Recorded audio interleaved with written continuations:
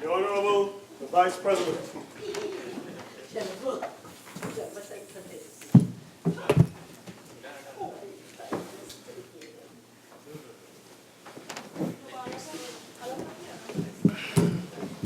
Senator Seepersad. Thank you, Mr. Vice President. Incentives for the use of green delivery vehicles.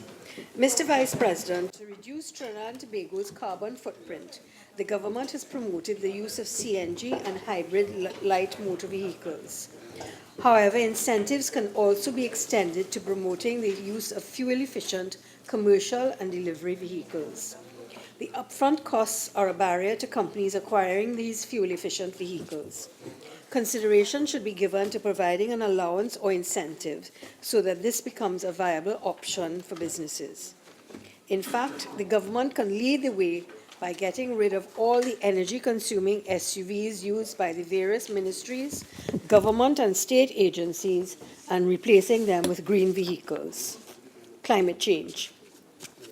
Trinidad and Tobago is not immune from the effects of climate catastrophes, extreme heat, drought, and floods. The government, state, public, and private sector companies need to include climate change adaptation and mitigation strategies in their budgets. Energy efficiency and conservation. Low-cost electricity account for the high rate of electricity consumption in Trinidad and Tobago. According to a 2017 study by the Energy Chamber of Trinidad and Tobago, 43% of the 400,000 households in Trinidad and Tobago waste electricity because of the state's electrical subsidy. Our electricity consumption is 3 times the world average. Plastic pollution. In a report published by Forbes magazine on September 19, 2019, Trinidad and Tobago has been named as the largest producer of plastic waste per capita. 3.6 kilograms of plastic waste per capita per day, the largest in the world, and almost 6 times more than Kuwait, which is a distant second place. Mr. Vice President, plastic pollution has worsened in recent times, and at the center of the crisis is the inadequate waste management. We saw this plainly in the recent floods on September 23, 2019. This was a flood of rubbish. There are also massive patches of plastic building in the seas around Trinidad and Tobago. This pollution translates into costs, including costs to the government and citizens as a result of flooding, lost productive man-hours, increased insurance costs, and so on.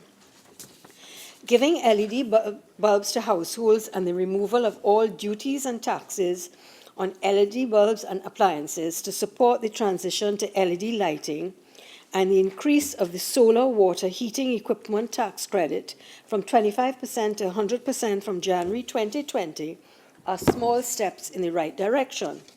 However, there should be giant leaps, and at the present time, there are no significant incentives to motivate people to become more energy efficient or to shift to renewable energy sources. Some recommendations are: 1. Review the electricity subsidy.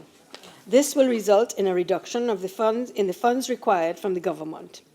People will be incentivized to become more conscious of how they consume electricity and to find energy-efficient alternatives.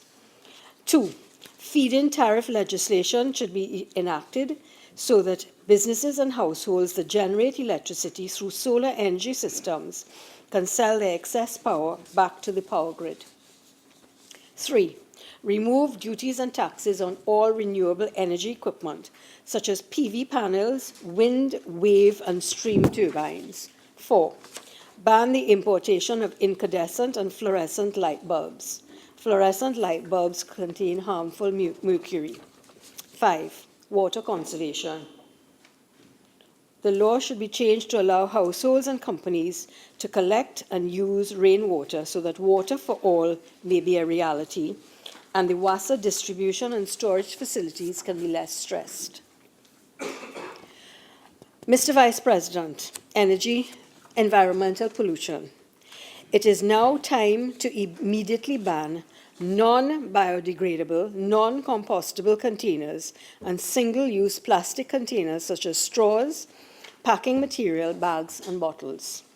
Care must be taken to ensure that the substitutes are not hazardous. The beverage container legislation must be enacted and recycling implemented on a national scale. This legislation has been languishing in draft form for many years, and there's been no political will to move this forward into law. However, our citizens must take responsibility for their unchecked and rampant dumping of garbage along roadways, in neighborhoods, and into rivers and seas. This cannot continue. It signifies that our society is prepared to tolerate and encourage such behavior by the failure to take measures to ameliorate this degradation of our environment. We should not be in a position that in 2019 there are reports about the unacceptable and dangerous levels of sewage being discharged into the seas, the very seas that our population seek to enjoy for recreational purposes. The government must give serious consideration to implementing a plastic tax on all companies that continue to use plastic products. The funds from this tax can be used to fund recycling plants. River courses and waterways should have strategically placed traps to collect all debris, such as disposable containers, and litter wardens must be resurrected. Agriculture. The allocation for agriculture is $700 million in 2020, down from $1.2 billion in 2015-2016. If we are to substantially reduce the country's reliance on foreign food imports, increase employment, improve the health and nutrition of citizens, boost the productive capacity and opportunities of agriculture, the government must give agriculture the necessary attention, focus, resources, and legislative protection, including substantially strengthening predial larceny laws. Removing all taxes on duties on inputs and resources for registered farmers and making agriculture a tax-free industry is a good policy initiative. However, how much tax do farmers pay? And will this stimulate the production of food crops and other agricultural outputs to levels required to reduce our dependence on foreign imports? Entrepreneurs. Mr. Vice President, entrepreneurs generally struggle to obtain financing through the traditional financial channels. There's a need for capital investment in startups and small and medium-sized enterprises who have the potential to significantly contribute to economic growth. Venture capital investments. Grant incentives to individuals and businesses that invest in startup companies. These investments are riskier, and there is a need to incentivize financiers. Venture capital investment-driven entrepreneurship has the potential to positively impact economic growth and employment. SME Stock Exchange. There's only one company listed on the SME tier of the Trinidad and Tobago Stock Exchange.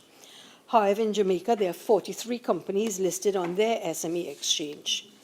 Trinidad and Tobago should explore the model used by Jamaica and other SME exchanges.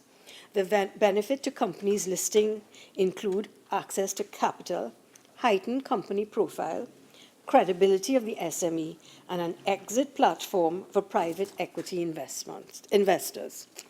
Income tax on pensions. Retirees on fixed income pensions should not pay income tax. They have worked most of their life and paid income taxes.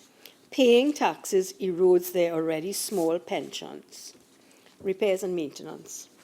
There must be an annual allocation for continuous repairs and maintenance for all infrastructure projects, such as those stated in the 2020 budget, such as highways, Port and Toko to open the northeast of Trinidad, Currap Interchange, Labre Dry Dock facilities, and other past projects.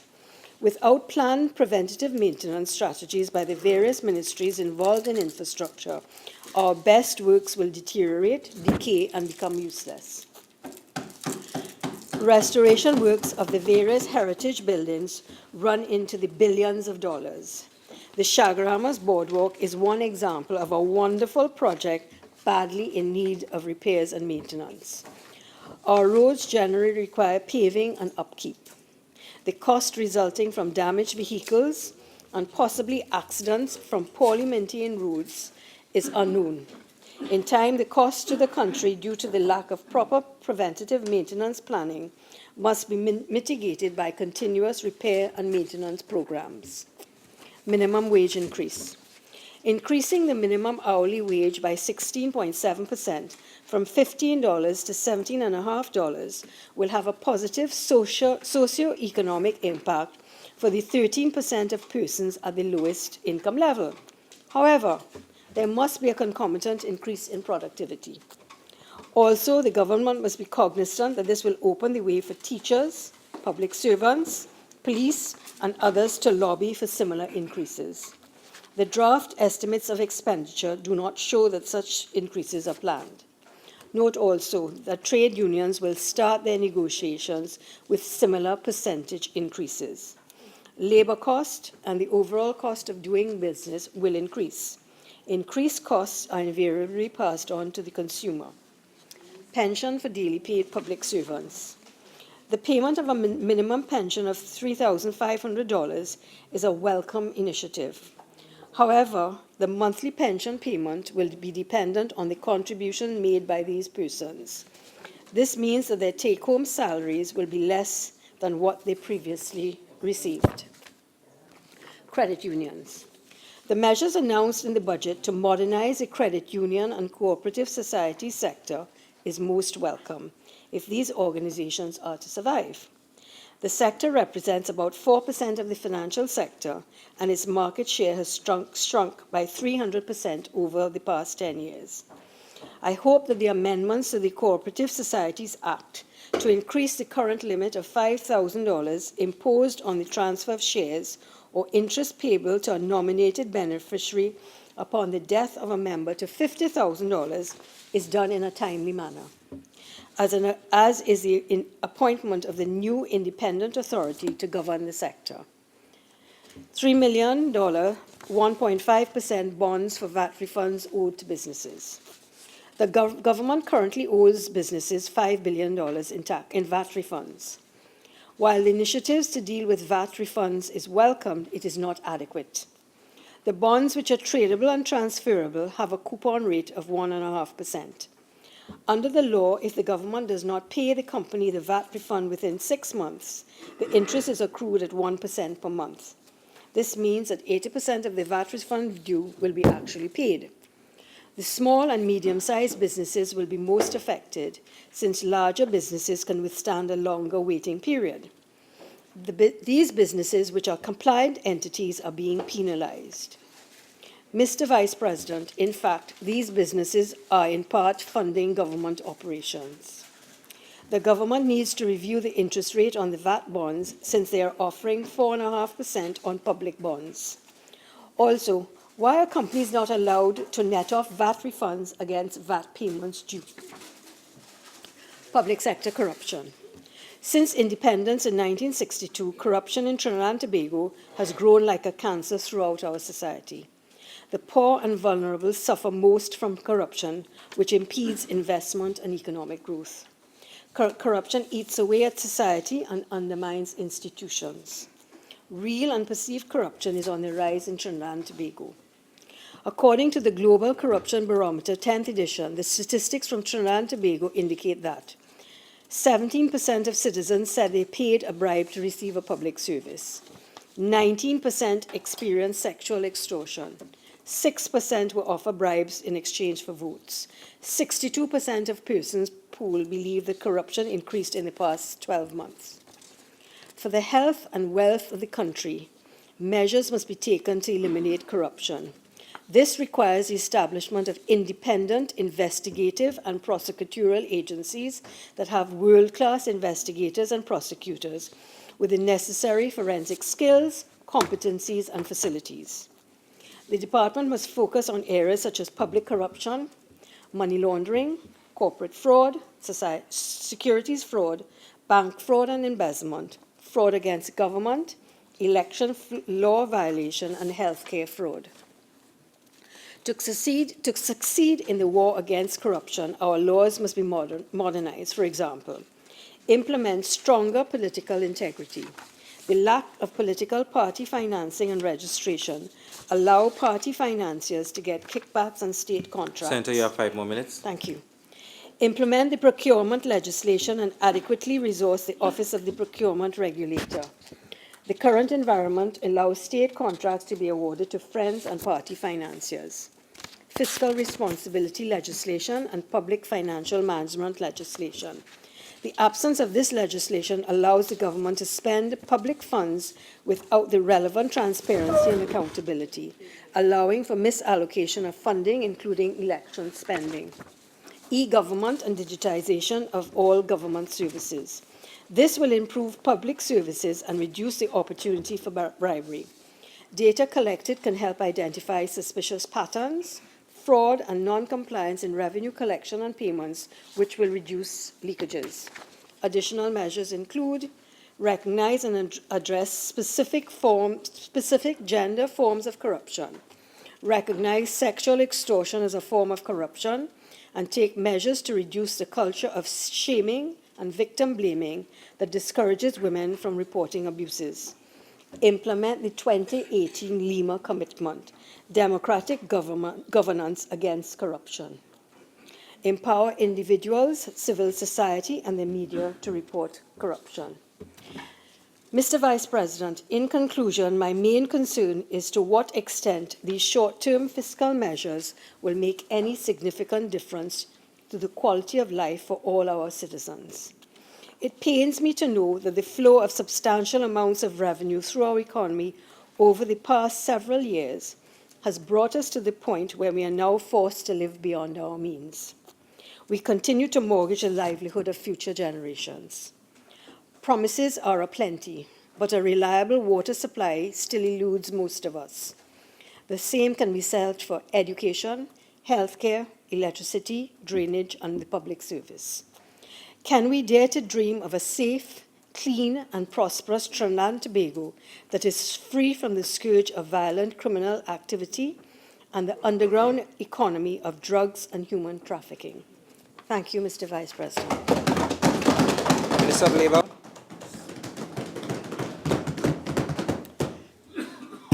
Thank you very much, Mr. Vice President.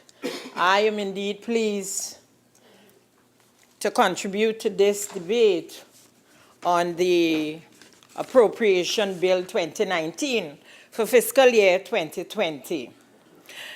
Mr. Vice President, before I continue, I would want to express my congratulations to the Honorable Minister of Finance for his excellent delivery of a well-thought-out, in-depth, comprehensive, meticulously crafted budget presentation to the people of Trinidad and Tobago. I also would like to especially commend the very hard-working public... Be quiet, Mr. Vice President. I would also like to commend the very hard-working public officers who assisted the Honorable Minister of Finance in crafting this budget. And he was supported by the Honorable Minister of Planning and Development and her team of public officers. Minister Imber, Mr. Vice President, has demonstrated that the right mix of fiscal, economic, social, and labor policies can realize what I refer to as the SSSG factor. That is stability, strength, satisfaction, and growth. Mr. Vice President, I would take the opportunity to share with this Honorable House and give this Honorable House an update on matters under my portfolio. So let's look at the current labor market context. Mr. Vice President, I will admit that we have seen some difficult times in this country. However, we have overcome many of the challenges, and we will continue to succeed.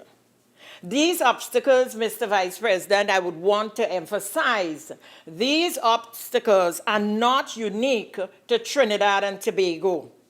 Throughout the world, and particularly the Caribbean region, people have been, quote unquote, feeling the pinch. Mr. Vice President, according to the International Labour Organization, 2018 Labor Overview of Latin America and the Caribbean, the unemployment rate has only modestly improved from 8.1% to 7.8% between 2017 and 2018. In fact, 2018 was the first time in 4 years that the unemployment rate in the region declined. We are expecting this trend of reduced unemployment to continue. And Mr. Vice President, I refer those on the other side. They can go and view the 2018 Labor Overview of Latin America and the Caribbean. Mr. Vice President, the ILO in its World Employment and Social Outlook Report, Trends 2019, estimated that more than 170 million people worldwide were unemployed in 2018, leading to a global unemployment rate of 5.0%.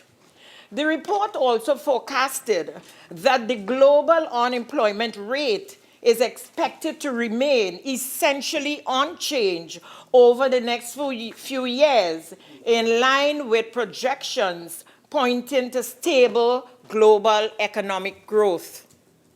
Mr. Vice President, Trinidad and Tobago's part of the global economy has unquestionably been impacted by challenging economic conditions over the last few years. This is evident from the rise in the overall unemployment rate for Trinidad and Tobago over the last 3 years.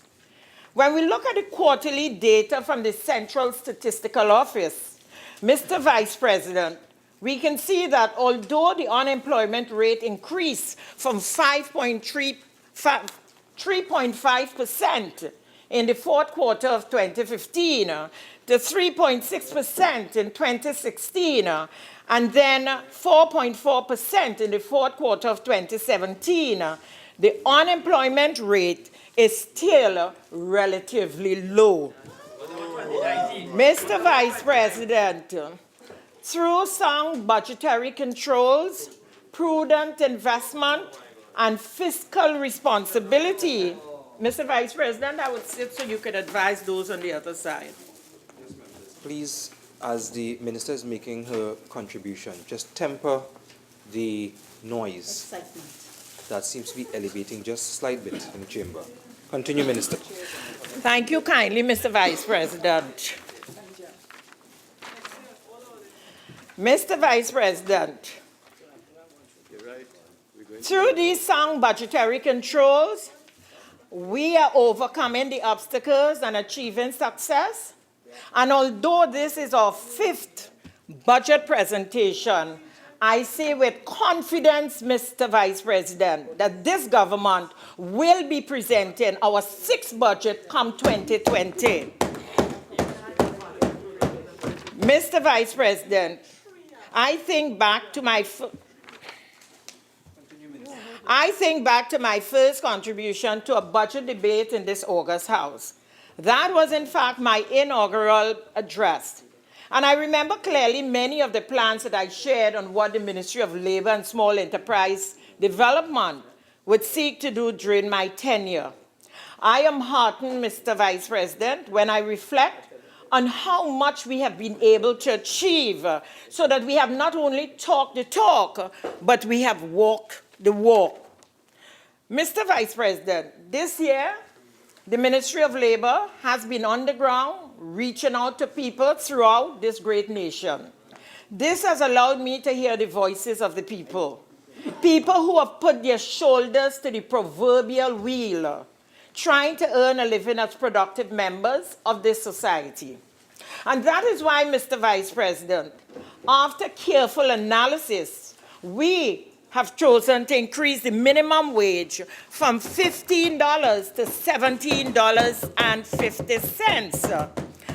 And Mr. Vice President, I would want to seize the opportunity to point out to those on the other side and to reassure the members of this society that this government did not pluck $17.50 out of a hat. Under the Industrial Relations Act of 1972, as amended, there is a mechanism that is called the Minimum Wages Board, whose responsibility it is to advise the Minister of Labor on fixing of wages for different classes of workers. And that committee, which, if you're permitting me, Mr. Vice President, that committee is chaired by Ms. Judith Sobian.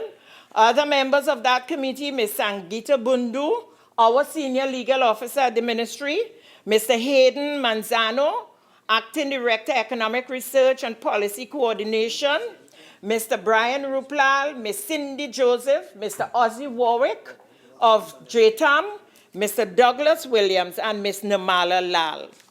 That committee made a recommendation to increase the minimum wage earlier this year. I took that report by way of a cabinet note on June 10th to cabinet, submitting the recommendations. And the recommendation of the Minimum Wages Board was to increase the minimum wage from $15 to $18.25. But, Mr. Vice President, the Minister of Finance and his team of economists, after crunching the numbers, they identified that the economy could only have taken an increase of $17.50. So it was through analysis. It was not a figure plucked out of midair. I also want to point out, Mr. Vice President, but when we look at the CARICOM region, the minimum wage is $15.87. This minimum, CARICOM. This minimum wage increase that this government has given the workers of this country seeks to provide a decent wage that balances both the needs of employees and employers as we continue to promote decent work and protect those most vulnerable in our society. Mr. Vice President, we have also increased the wages of CPEP and URP workers and contractors, persons who receive some of the lowest wages in the country. We have increased it by 15%. I would like to assure my colleague on the independent bench, Senator Seepersad, I would want to allay her fears when she pointed out that unions would use this increase as a barometer. Unions cannot use this increase because these are workers at the base level, the lowest levels in society, and therefore unions will have to look for another factor to use in putting forward their case for an increase in salaries.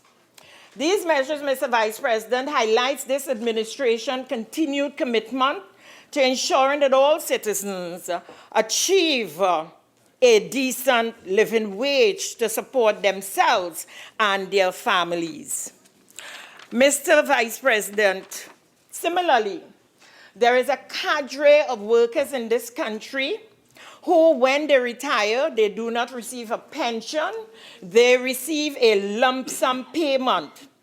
And therefore, this government took a decision that we would grant them a pension. I sat here and I listened to my colleague, Senator Wade Mark, ranting and raving hysterically at times.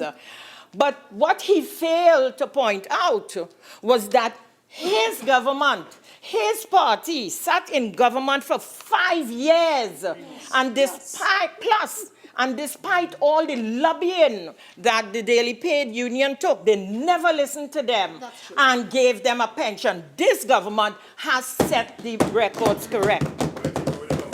I want to point out also, Mr. Vice President, that I am aware that the National Union of Government and Federated Workers, popularly known as NUGFW, would have lobbied for years for this pension, starting with the former President General Selwyn John, also Robert Giuseppe, and after Robert Giuseppe, we have Comrade Lambert James lobbying, James Lambert, yeah, thanks, lobbying for this pension.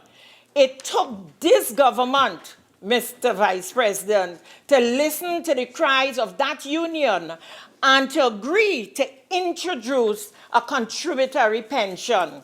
The issues that Senator Wade Mark raised, those are administrative procedures that I'm quite sure a meeting between the Chief Personnel Officer and the NUGFW, they will work out the details of this pension. And I can give this House the assurance that not only the union, but the workers whom that union represents, they are extremely happy with this proposal in the budget. Mr. Vice President, these new measures not only brings greater income stability to low-wage earners, but also empowers them to plan better for themselves, their children, and their family. Mr. Vice President, I turn now to labor legislation reform. My colleague Wade Mark had a lot of questions to ask, but he's not here. So I hope that Senator Haynes or Amin would convey to him the response. He should be in the chambers. Mr. Vice President, Mr. Vice President, he like your leader, always missing in action. Mr. Vice President, Mr. Vice President. Minister, Senator Hussain, it's okay. I think you're well aware of the fact that shouting across the floor to the minister is not allowed. Not na, na, na, na. I'm telling you, it's not allowed. Understand? I understand. Thank you. Minister, continue. Thank you, Mr. Vice President. You see, I just said.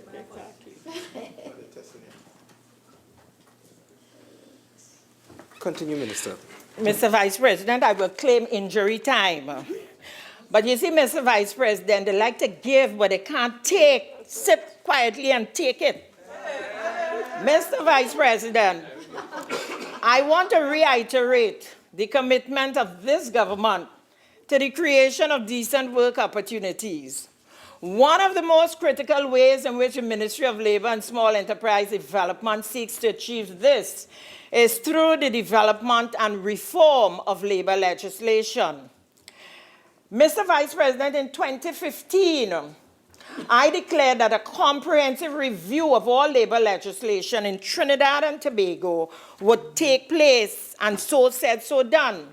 But I want to emphasize that the labor legislative reform is as a result of a signed memorandum of agreement between the Joint Trade Union Movement and the People's National Movement that was signed in 2015.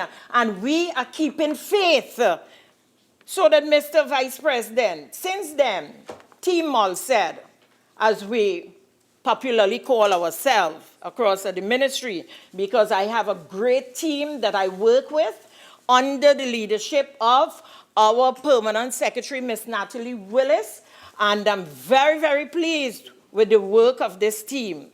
We have embarked on a journey and conducted no less than 30 consultations.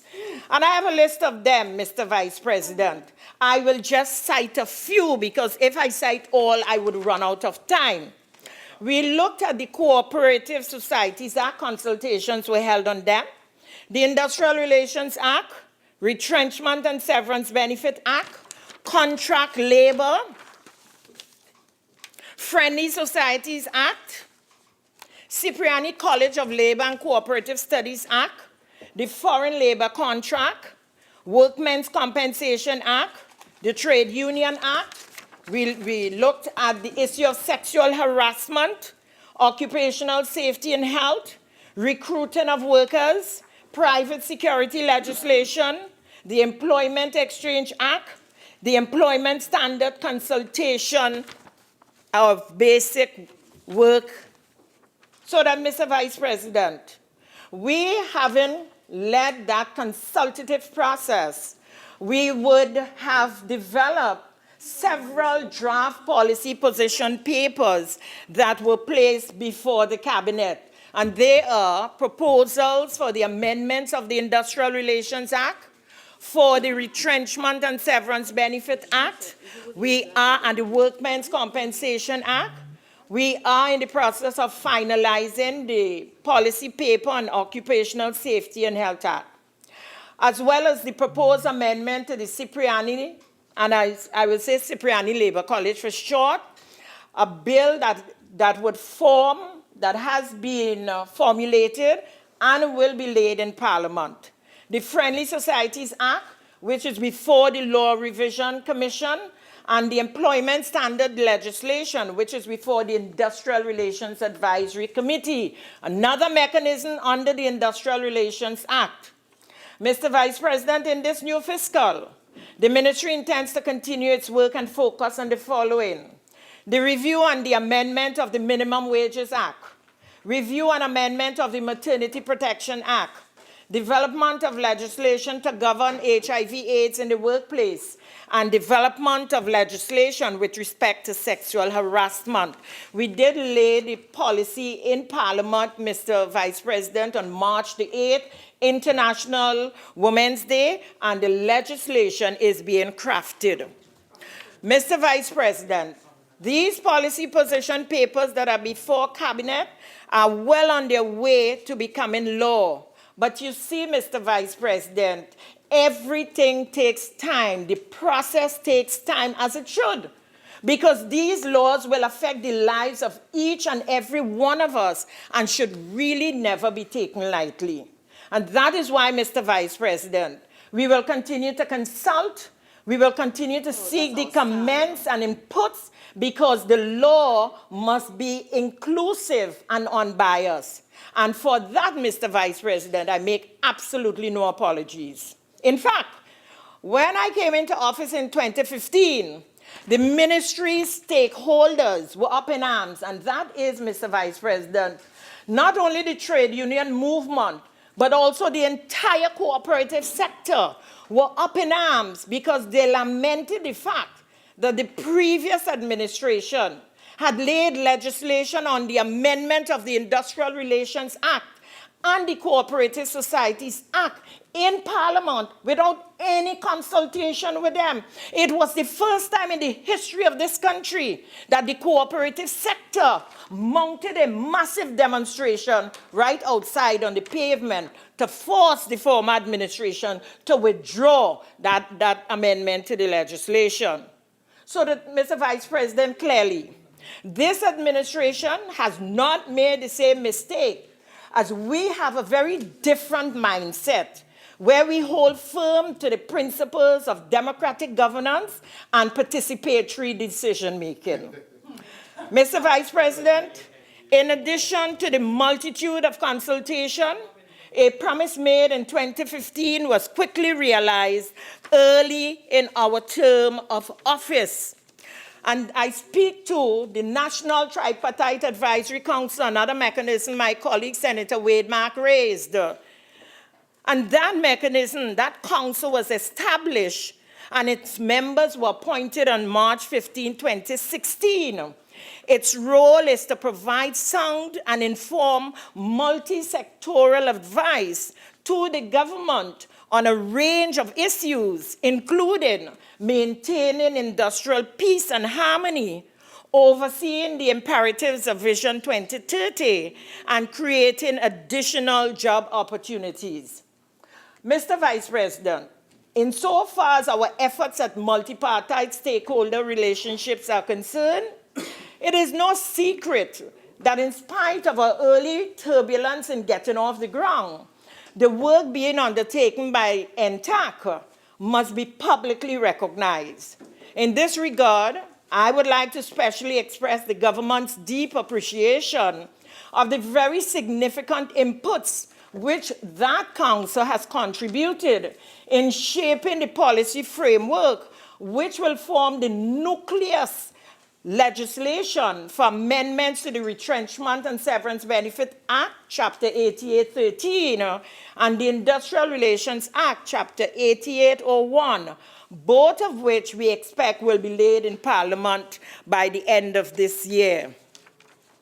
So then, Mr. Vice President, in similar vein, I have ensured that the various tripartite boards and committees under the purview of the Ministry of Labour and Small Enterprise Development, which are in place and actively fulfilling their mandates, are populated with representatives from the 3 labour bodies: JTAM, Joint Trade Union Movement, NATOC, and FITON, and also populated with representatives from the business sector.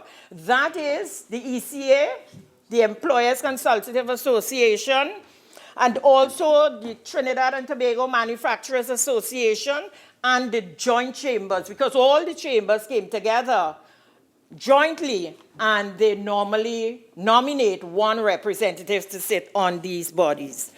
So then, Mr. Vice President, no one can accuse this Minister of Labour of not carrying out my mandate.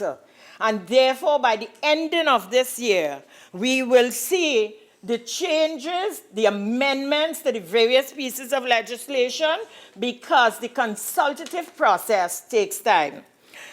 Mr. Vice President, I turn now to the National Workplace Policy on Sexual Harassment in Trinidad and Tobago. Mr. Vice President, this matter is close to my heart, and the ministry also is of the view that all forms of sexual harassment, whether in employment, education, or training, should be declared unlawful. The policy we have developed is designed to prevent, prohibit, and address sexual harassment at all levels in the workplace and promote ethical workplace practices. The National Workplace Policy on Sexual Harassment for Trinidad and Tobago was approved by Cabinet on March 7, 2019, and laid in Parliament on March 8, 2019.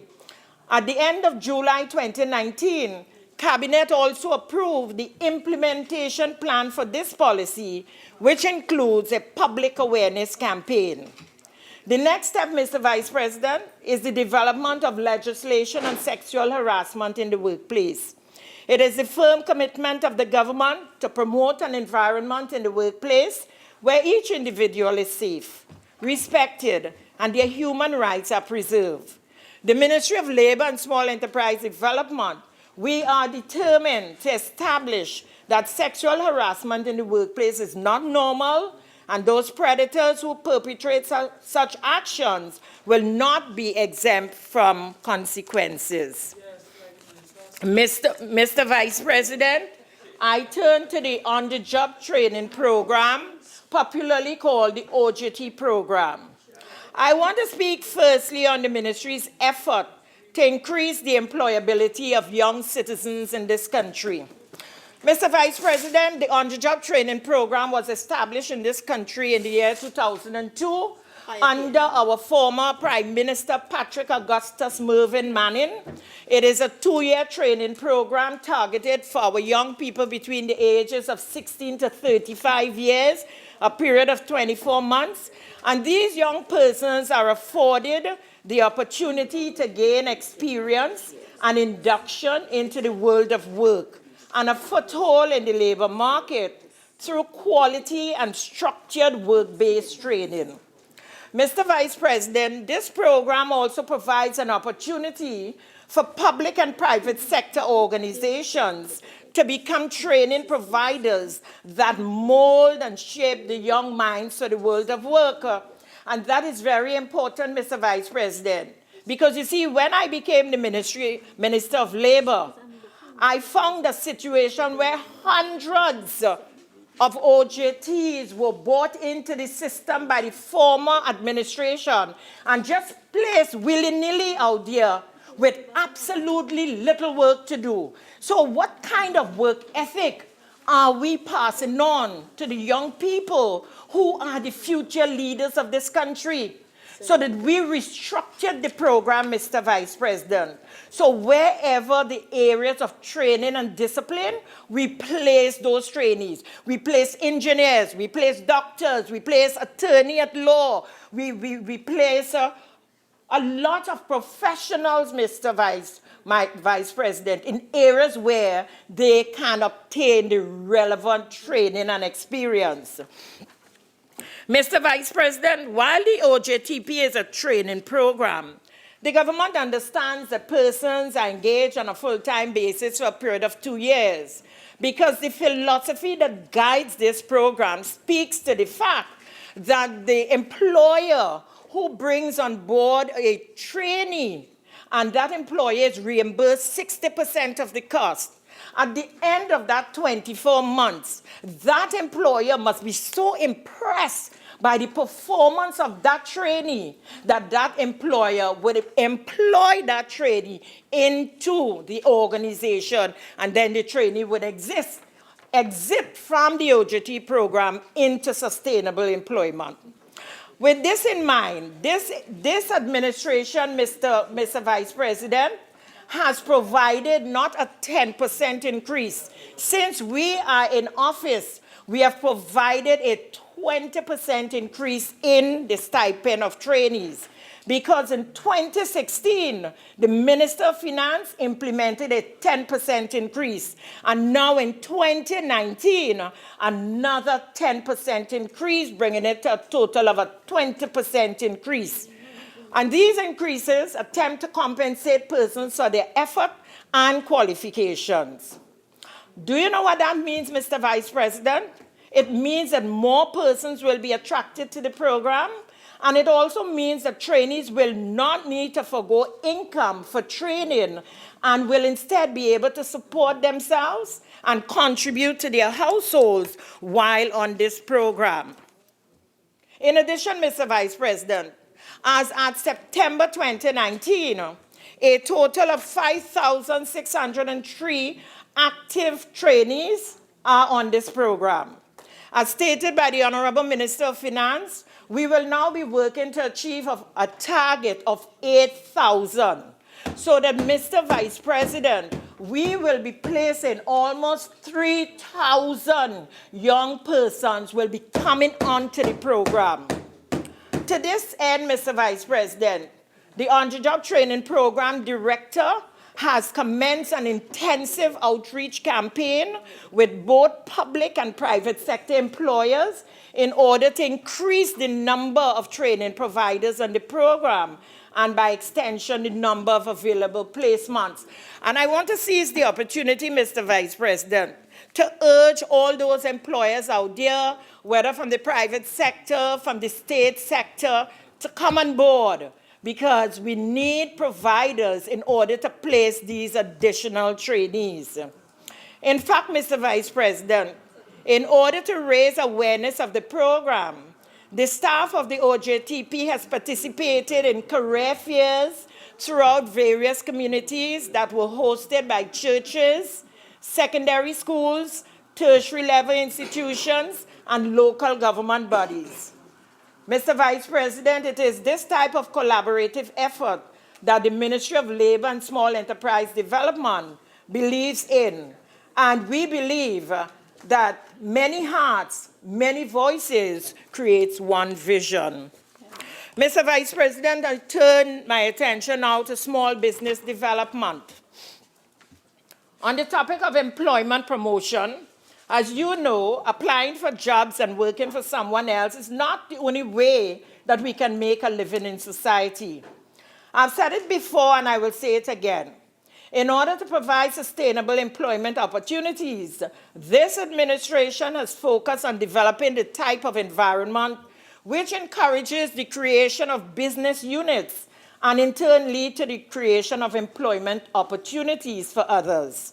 This government is committed to boosting small business development on 7 critical platforms, including institutional strengthening, enhanced legislation, more in-depth small business training, expanded and customized funding facilities, and the establishment of new business clusters.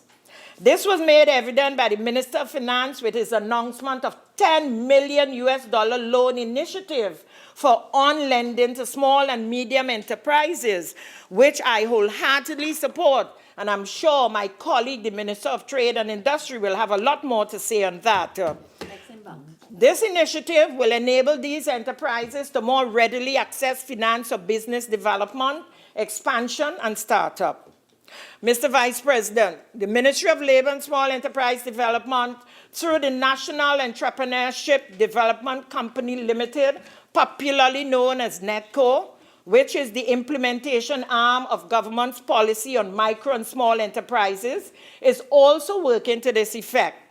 In fact, one of NETCO's new programs for this fiscal year is a business accelerator program, which will focus on assisting budding entrepreneurs by access to institutional advisors, a community of associate organizations, and fellow entrepreneurs in starting up for success. Mr. Vice President, NETCO has already given hope to many of our citizens, regardless of race, age, gender, or ethnicity. I do not know how many people have ever visited NETCO's Facebook page. And I invite you, Mr. Vice President, and other members in this hallowed chamber, and by extension the nation, to visit NETCO's Facebook page. But I will tell you now that it has a wealth of information. There are updates on NETCO's services, training programs, business advice, and so much more. It was on their Facebook page that I saw posts in commemoration of International Women's Day that highlighted the stories of women who have received assistance from NETCO. Mr. Vice President, one woman described her inability to get financing from a traditional bank because of her lack of collateral. Now her restaurant is booming. Yet another client shared the independence of owning her own salon. And Mr. Vice President, she indicated she went to NETCO with nothing more than her talent and her business idea. After the training, advice, and financial assistance she received from NETCO, she is now a proud business owner. And Mr. Vice President, it is stories like these that remind us of why we do what we do. And we reconfirm that our labor is not in vain. Minister, you have 5 more minutes. I wish to take this opportunity to expressly thank the chairman of the board, Mr. Clary Ben, who is the former executive director of the Unit Trust and a recent awardee of a national reward. Mr. Vice President, with regards to the Occupational Health and Safety Health Authority and Agency, they are committed to the health of all workers in this country, and they are in the process of signing off on the updating of the regulations. They also have 4 draft policy papers related to the proposed regulations. Mr. Vice President, those of us at the OSH agency have been very busy. They have undertaken stakeholder engagements, conducting 12 sensitization sessions over a particular period. They have also embarked on a public compliance program in government ministries. Mr. Vice President, with regards to Cipriani College of Labor and Cooperative Studies, the board continues to work at leading this institution into being one of the leading tertiary institutions in this country. The college offers full-time and part-time programs, and we have much to expect under the new leadership of Dr. Hyacinth Guy. Mr. Vice President, there is so much more that I have to speak about the cooperative development and strengthening the program, what is planned for the cooperative sector. I want to take the opportunity to issue to the members of staff that during this process of transformation, no one will lose their jobs. It is that there will be need for the cooperative division to continue to exist because we do have non-financial cooperatives. And therefore, we will embark on institutional strengthening of that division. Mr. Vice President, as I close, there's so much more that I have to say, the HIV/AIDS policy, labor migration policy, and so much more, but I do not have the luxury of time. As I close, I wish to reiterate that this government has a plan and a vision that would result in sustainable development and economic growth and great success. It is my desire, Mr. Vice President, that we continue to work together for the good of this nation and for the good of our people. I will end with a quote by American industrialist Henry Ford, who said, and I quote, "Coming together is a beginning. Staying together is progress, and working together is success." Mr. Vice President, if we care about this country, we will join hands in order to continue building and developing this great nation that we call Trinidad and Tobago. I thank you. Senator Drayton.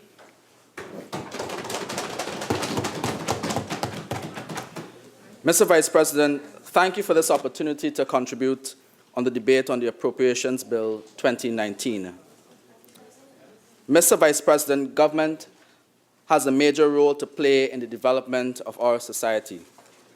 In fact, if we were to reflect on the origins of what we know today as the modern state, we find the rationale given for the establishment of the civil state and government was founded on the principles of justice, private ownership, and what Plato has described as the good life. In order to achieve the good life, our aspirations and our thoughts are pointed to what we perceive to be necessary ingredients to living a fulfilling or good life. Why is this important to us today? Mr. Vice President, is important to us as it points directly to the heart of government's responsibility in creating a facilitative environment for us, yes, for all of us to live our best lives. Mr. Vice President, that role is the most essential role and should be taken seriously by any government. The budget, both as a policy document and a roadmap as to how government proposes to address the current problems faced by us and the cumulative aspirations of citizens, should be developed through an iterative process as well as a deliberative one. What this means is that the final document that is produced at the first reading is the output of months of engagement with the various publics, industry, and civil society. Mr. Vice President, government, therefore, is the coach of the developmental process, thereby ensuring that various players in our society follow the rules of fair play. However, in small island developing states such as ours, government must also lead on specific developmental projects. Therefore, the role of government is twofold, coach and captain, and it is a difficult tightrope to walk. On the one hand, government is faced with the role of distilling the various views and aspirations of society, while on the other, it must intervene in the best interests of society, showing leadership. Development is about connecting the dots. Mr. Vice President, my presentation comprised 3 parts. Firstly, recognizing the positive efforts of the government to address the developmental needs and demands. Secondly, a critique of the budgetary process. And third, suggesting some alternatives to policy proposals. Mr. Vice President, as mentioned earlier, government has several constraints. Amidst those constraints, it has been able to propose positive policy alternatives. I wish to highlight some of the positives within this budget, and I will just list them. Creating a sustainable environment. Light bulbs and the tariff structure related to those. Mr. Vice President, it is important that we seek to create a culture of environmental conservation and the conservation of energy. And in this context, this initiative seeks to do that. But as my colleague, Senator Diana Ryan, said earlier this morning, this has to fit within a larger and broader framework of environmental sustainability. Mr. Vice President, the other area is the minimum wage, which the Honourable Minister recently spoke about, as well as pointed out by Senator Seepersad. While this is a welcome effort to ameliorating the plight of those who are the minimum wage, I think, Mr. Vice President, that we should also recognize that a greater reflection and rationalization of our workforce is important, and I'm going to talk a bit more about that as we talk about the connection between employment or unemployment and tertiary level education. Mr. Vice President, in addition to those, we have the creative and cultural industries, the incentives towards the sustainability and building of such an industry, and the tax allowance being moved from 3 million to 6 million. This is important in facilitating an environment for creative and cultural industries, and I know it will be welcomed by several persons involved. In fact, there are a couple artists in the room who would welcome that initiative. Mr. Vice President, the ban on styrofoams and plastics. Some time ago, I recall a study being conducted by the Economic Advisory Council on the impact of styrofoams, not only on our environment, but also on our health. And I welcome this initiative. I know it has been long in coming. But what is also important is transitioning members of industry from the production and use of styrofoam and into more sustainable products. There are other measures that I agree with and find as positive incentives, such as in agriculture. However, I wish to address them separately in my critique. I now move to the budgetary process. Mr. Vice President, the process is as important as the outcome. Therefore, I wish to share my views on our budgetary process captured in the Open Budget Index, the OBI, which some of you may be aware of. Just to give you some information regarding the Open Budget Index, it is in fact, and I quote, and this information is publicly available from on the website, the Open Budget Index is the world's only independent comparative measure of central government budgetary transparency. The index assigns countries covered by the Open Budget Survey a transparency on a score of 0 to 100, using a subset of questions to assess the amount and timelines of budgetary information that governments may make publicly available as aligned with international practices. In 2017, our score related to budget transparency was 33 out of 100. In terms of public participation, we had a single-digit score, 7 out of 100. And this is really, it points directly to what has happened in this entire process to get to where we are today. In terms of budgetary oversight, a score of 44 out of 100. So let's go a bit deeper into what this index means for us in terms of our budgetary process. In terms of budget transparency, Trinidad and Tobago provides the public with minimal budgetary information. Now, what this means, Mr. Vice President, is that other than listening to what happens at the first reading in the House of Representatives, citizens are in the dark about budgetary proposals. In fact, I received a package this morning, just to illustrate.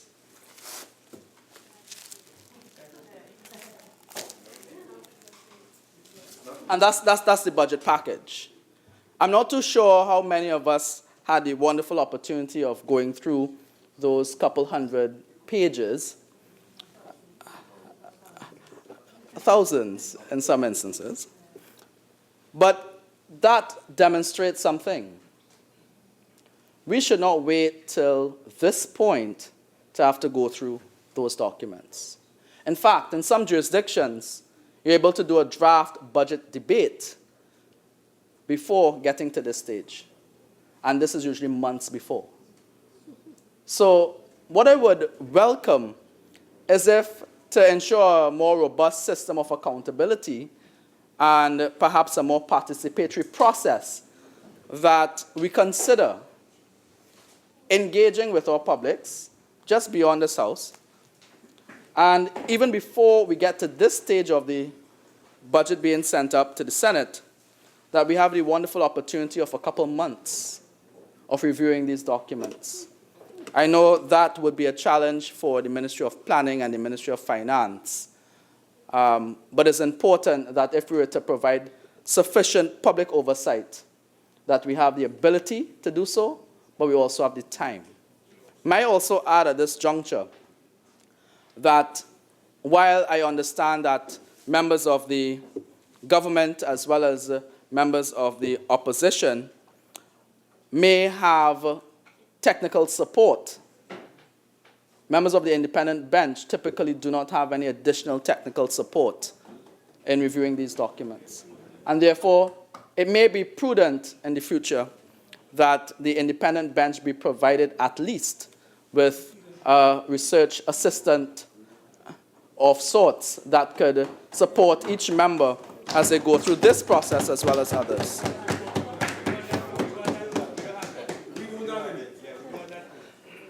Well, Mr. Vice President, Mr. Vice President, perhaps it's something that should be facilitated for all senators. But it's important, especially as the Minister of Labor referred to expanding the OJT program. There are several students that may be graduates of the university who may be able to offer support to the Parliament through the OJT program. Absolutely. So I think that such an initiative may be useful. I want to just touch on public participation as another key area of the Open Budget Index. And the score is 7 out of 100. And that is significant, not in a good way. Mr. Vice President, Trinidad and Tobago provides few opportunities for the public to engage in the budgetary process.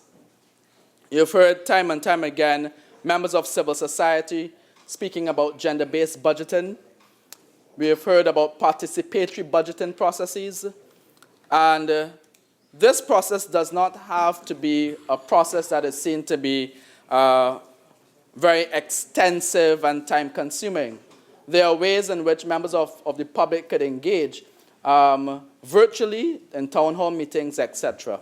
And I think it's important that we explore avenues to facilitate civil society participation and deepen that engagement in the pre-budget process and in the development of this budget. I know the Minister of Labor mentioned consultations that were had.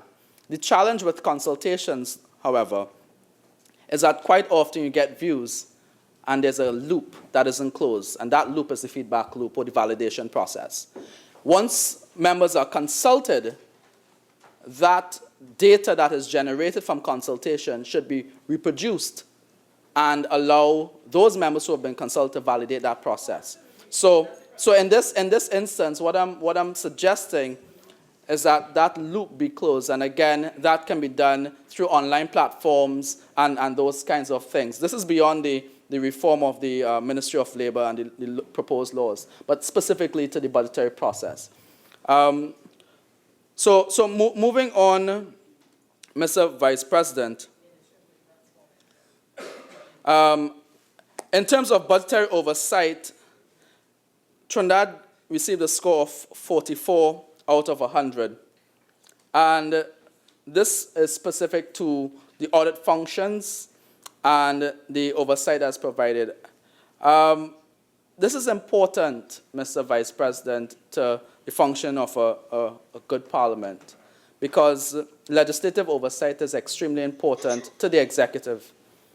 And one of the key things that's mentioned here as a recommendation is that we ensure that the legislature holds a debate on budget policy prior to the tabling of the executive budget, which is what I suggested earlier on.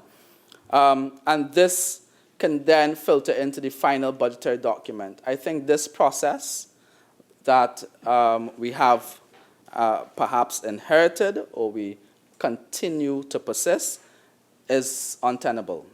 This process has to be for $40+ billion, several ministries, thousands of pages, and 2 to 3 weeks. We have to rethink this process if we want to do better, Mr. Vice President. So what are some alternatives? And this is my third section and final in my contribution. Beyond the budgetary process, we can look at several positives. I mentioned agriculture being one of them. Coming from a farming household, I welcome that initiative from the Minister of Agriculture, removing all taxes on inputs. But a question was raised about outputs by Senator Seepersad and taxation related to that. And I want to go a bit further than Senator Seepersad's contribution, because we do recognize that the agricultural sector is also highly unregulated, specifically as we address things like pesticides and other kinds of fertilizers and chemicals used. And I would like to see, Minister of Agriculture, since you're here, greater regulation of that environment and greater enforcement of food standards, because way too often we hear of complaints from time to time. I'm in the farmers market and you talk to different farmers, and while they may be a bit more conscious of the chemicals that they put in, you hear other horror stories. You hear horror stories related to certain kinds of fuels being used in fields, shadow benny fields, to kill all of the grass and that kind of stuff. So I think that food safety standards need to be enforced, because on the one hand, yes, we want farmers to produce good food and food at a price that is good for consumers. But we also have to ensure that this food is healthy. It's not sufficient to go to a farmer's market and buy food that is, laced with chemicals and dipped in solutions that are not good for us. So I would welcome, in addition to no tax, greater enforcement of food safety standards. In terms of housing, while I welcome the various initiatives in this year's budget for low-cost housing and the provision of housing opportunities for citizens, I also want to point out the same issue, which is regulation. The housing industry is also and equally highly unregulated as it relates to both price and standards. And as a young professional, I remember some time ago I was in the Senate and Senator Haynes raised this issue related to housing. And I concur, simply because in our age group, as young professionals, it's very difficult to purchase a home. And it is beyond me, and Senator Sobers is chiming in, Mr. Vice President, but this is important for us, because our parents, when they were our age, owned homes. So what is the gap today? The gap is, in fact, the unregulated industry. So the average Trinidadian may earn $10,000 to $15,000, and that's a lot, per month. How can they afford $1.5 million with an installment of over $9,000 a month.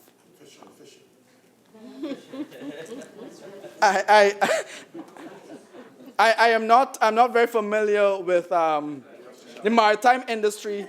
But I would say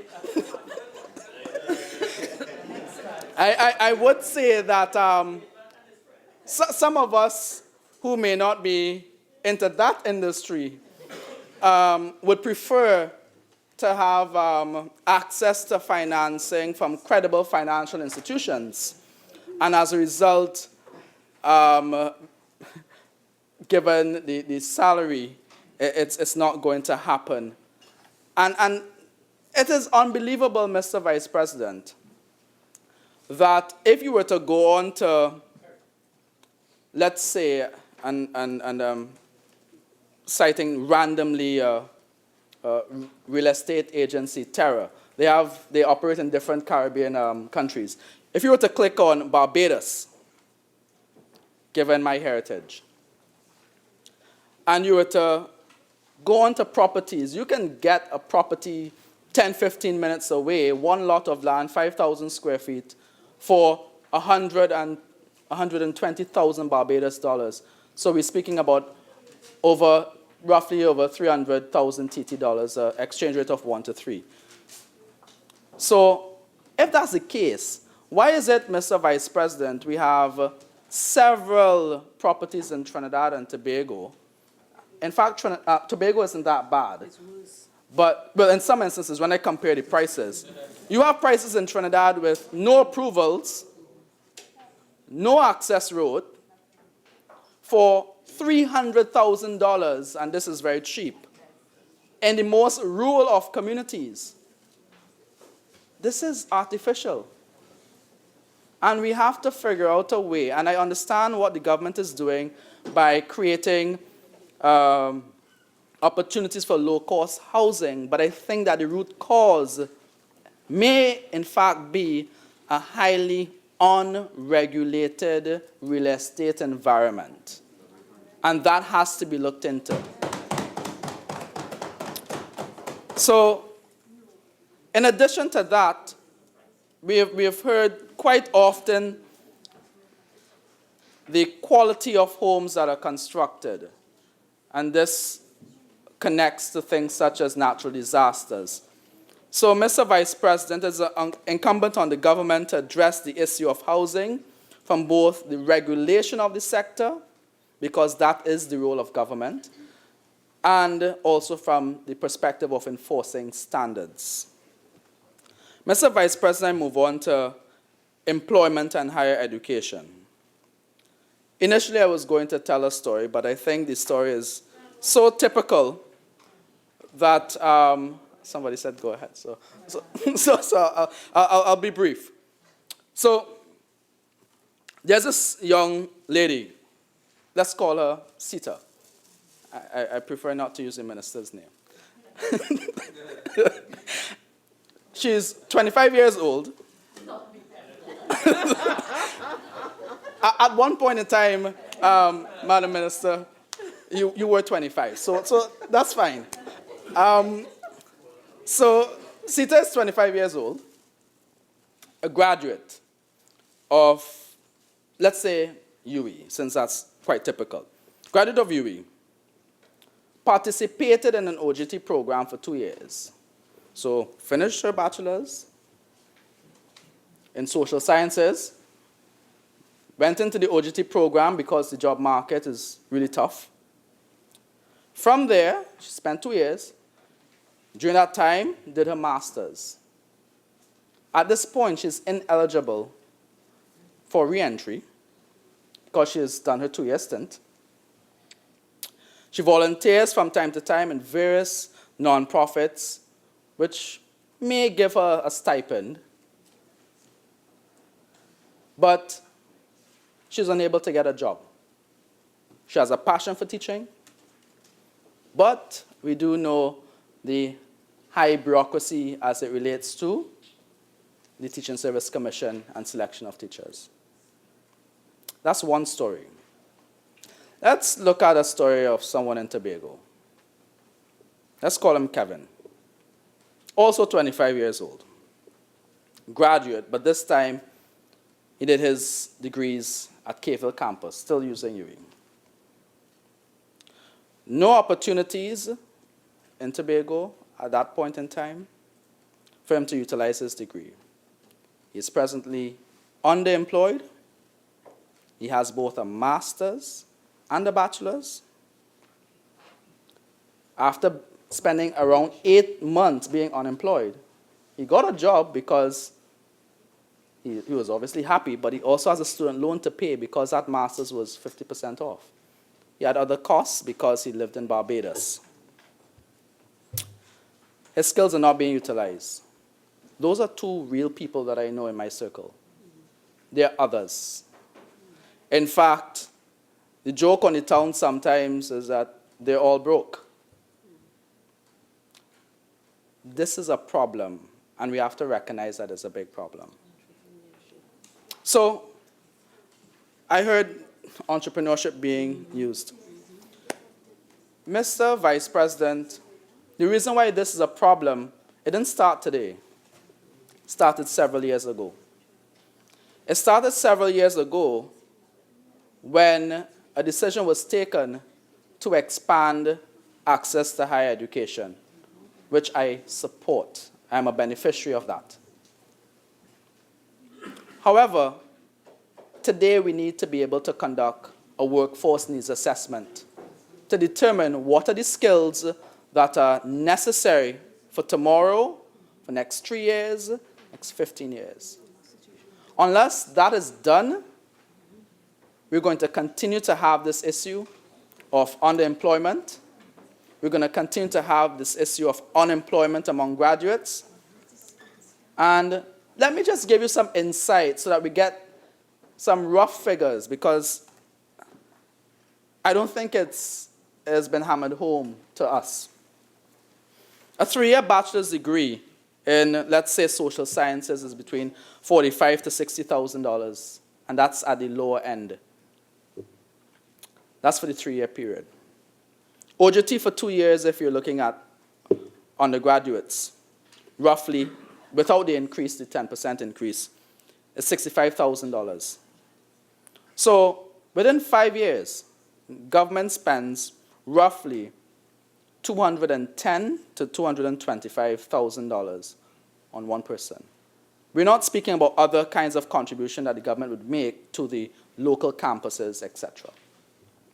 And there are other degrees that may have labs, etc., that the government facilitates. There's been some research connected to why it's important to have graduates. Guys like Hussein and Franklin in the Department of Economics, they wrote a very interesting paper regarding graduate tax.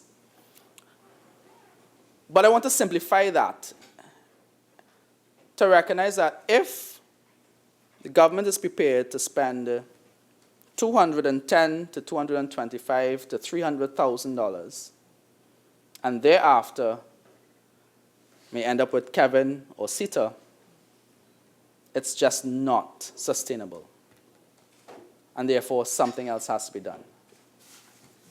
Because it's hoped that after the OJT program, individuals like Kevin, Sita, are able to transition into higher paying jobs that may pay them more than the taxable allowance of $72,000 a year. So within a 3-year period, the government may in fact be able to recover some of these taxes. And that might be in direct tax, so income tax, through VAT, or they may decide to go into entrepreneurship, yeah. But, so I agree that is also an option. But in the mass of students, that's not the option. And that could be based on their orientation in the first instance. That could be based on the lack of support at that level. And I'm tempted to talk a bit more on the entrepreneurship and the very simple steps to be taken on that. So I'm gonna address that because it wasn't a part of my core speech. So that we really have to think carefully about how we do this workforce assessment to determine the needs and match those needs with gate. If persons are willing to pay 100% for doing a degree that is not connected to the developmental needs, we already have a developmental list from MPA. Sorry, it's now at the Ministry of Education. Scholarships moved over. Then fine. So let's talk about entrepreneurship in a very simplistic way.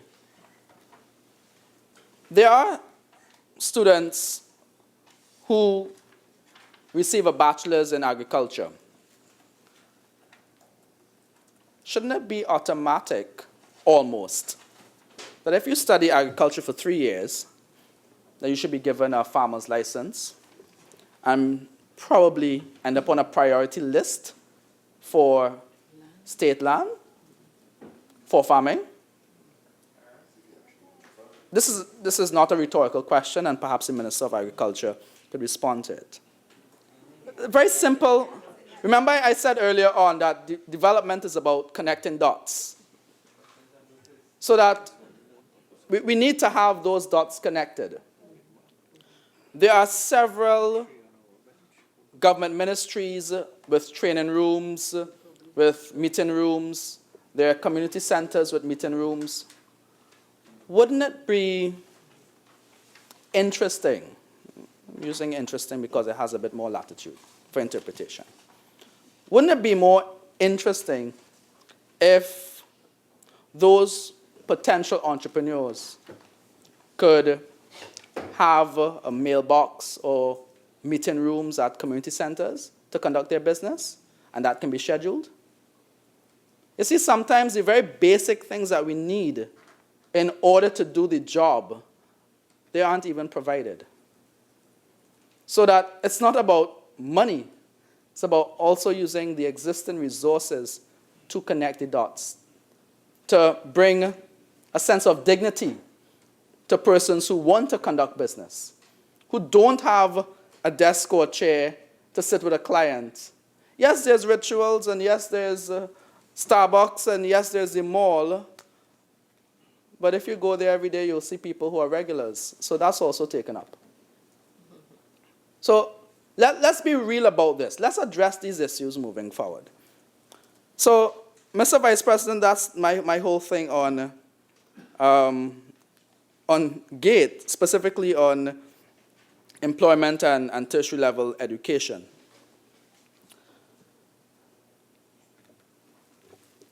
Oddly enough, I thought about addressing it, and then Senator Seepersad brought it up again, and it was reinforced by Senator Remy when she supported it. And that's the income tax on pensions for persons who are retired and they served.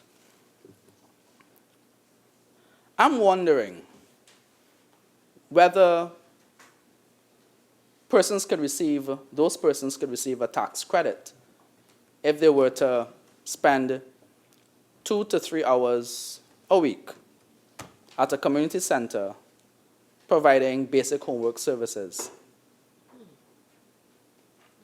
Part of it is thinking outside of the box. We have a resource already. We have parents who can't make it. We have children who aren't getting sufficient enough help. And we have persons who are retired who most of them, if you talk to them, they will tell you they're bored out of their heads because they're accustomed going to work all the time and they have nothing to do. Some of them may say they enjoy planting in their yard and that kind of thing, but typically 2 to 3 hours a week is not very onerous.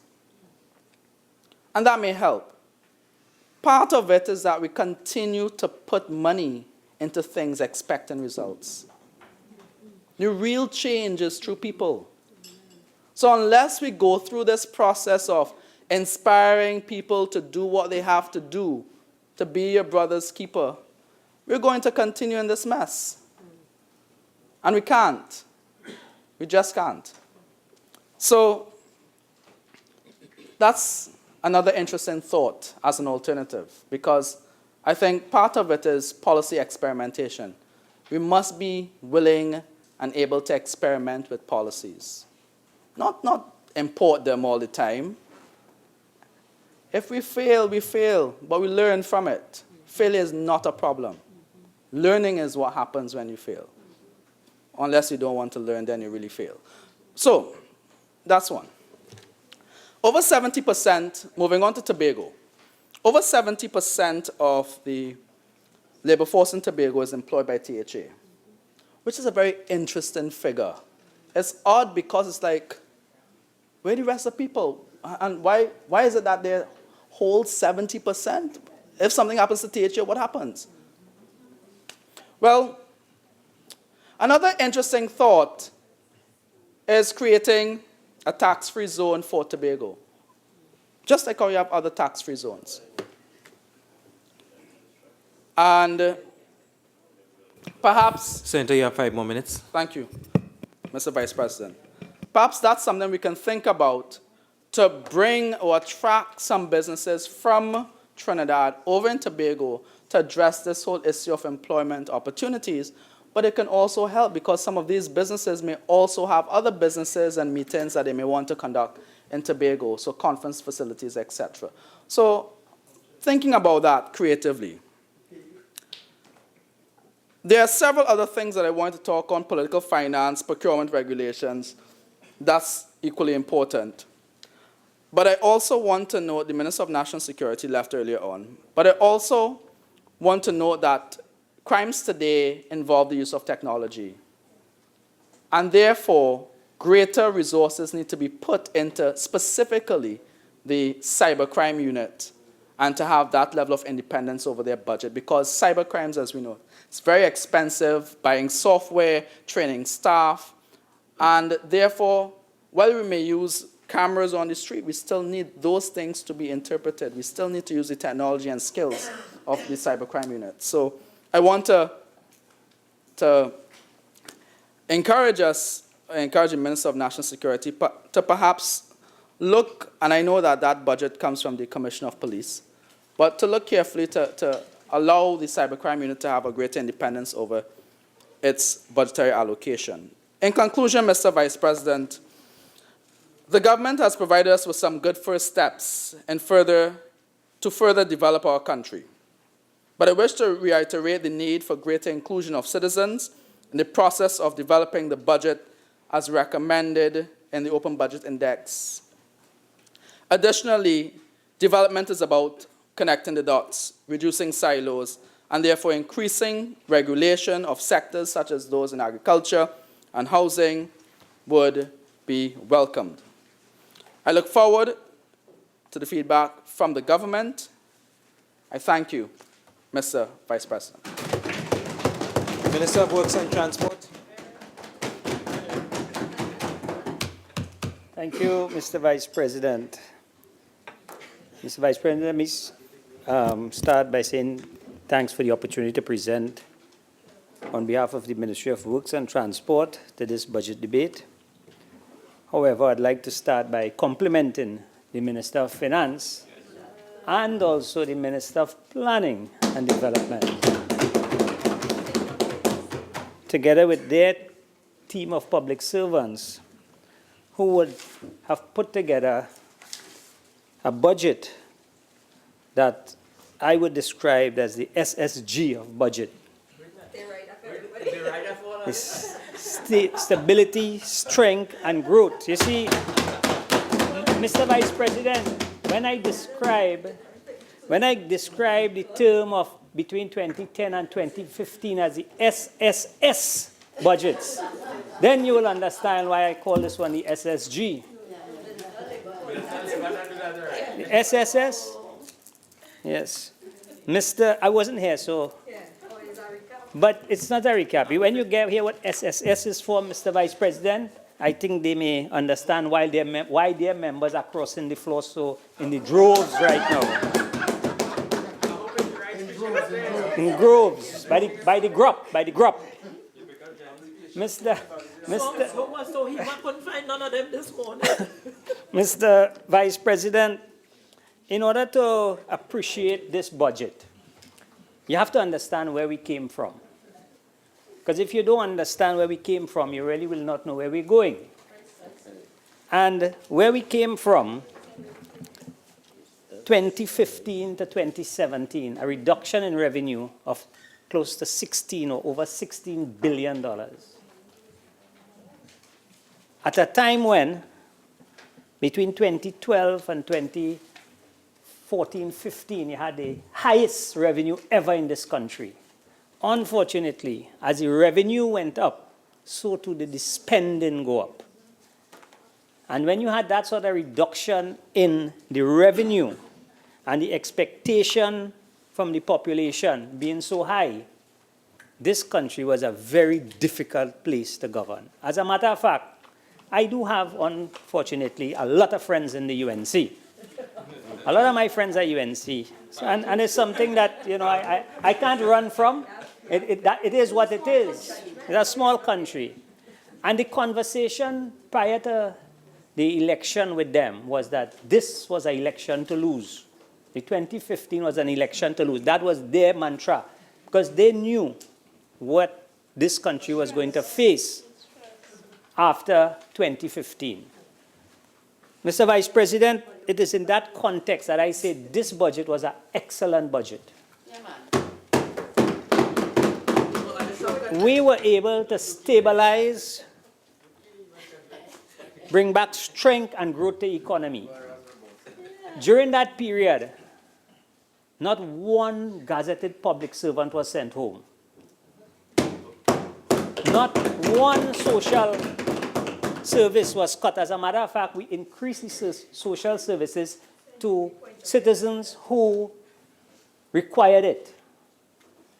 And most important, Mr. Vice President, not taking the advice of many pundits, we did not devalue the currency. Mr. Vice President, we were able to stabilize the economy, maintain strength and growth, and in this financial year, we were able to improve the salary and the pension for over 300,000 of the lower income in the society. And it is in that context, Mr. Vice President, I said that this budget was a fantastic budget, and I compliment the technocrats and the both ministers for putting this budget forward. Mr. Vice President, before I go into the Ministry of Works and Transport, I need to give you a little, again, a background as to where this ministry really came from. In 2015, this ministry, prior to the election, was divided into 3 separate ministries with 9 ministers, 4 or 5 at any point in time. I don't know if that is the amount of UNC ministers to make one PNM minister, but clearly, in keeping with the Prime Minister's mandate of smaller cabinet in order to eliminate wastage, this ministry was then merged back into one ministry with one minister. And if you want to look at the savings to the citizen, I will just draw one employee that is personal to the ministers. Now, ministers have, I think it's 4 or 5 personal employees. This is not your permanent secretary. This is not the public servants that run the ministry. This is just when a minister comes in, they say, okay, you got to hire 4 or 5 people. You bring these people. You bring these people. That salary for the year works out to $665,000. So if you have 5 ministers operating, it's 5 by $665,000. What's 5 advisors? Right? No, that's it. Mr. Vice President, I'm speaking about the UNC time. No, we never done. All right? Mr. Vice President, in terms of one employee, and the lowest paid employee was the chauffeur. So if you had 4 ministers, let's say you go to the minimum, because there are 2 ministers in the Ministry of Works. They had 1, sometimes 2 in the Ministry of Transport, because they had Works and Transport. and then they took out drainage, and they put drainage into another ministry called Water Resources. So you had all these ministries. Each one of the ministers had something called a personal chauffeur. That's not the minister's driver. That's not the government driver. Just that employee, that's the lowest end. We would have saved by putting in one minister, if that minister hired a chauffeur, a personal chauffeur. And I can tell you, this minister didn't. But even if I did, the saving on that one employee was $1.8 million over the 5-year period. Multiply the rest of staff, it comes up to 13-point-something million in personal staff saving just by bringing in that one ministry. In that one ministry.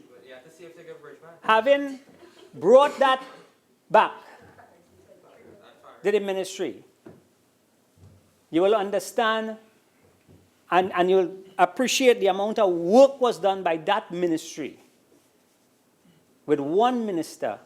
A super minister. Compared to 9 ministers between 2010 and 2015. They had more ministers of works and transport between 2010 and 2015 than you probably had from 1956 come back. I don't know how much UNC meant to make one PNM man. But having said that, Mr. Vice President, I would like to now go into the work done by the Ministry of Works and Transport.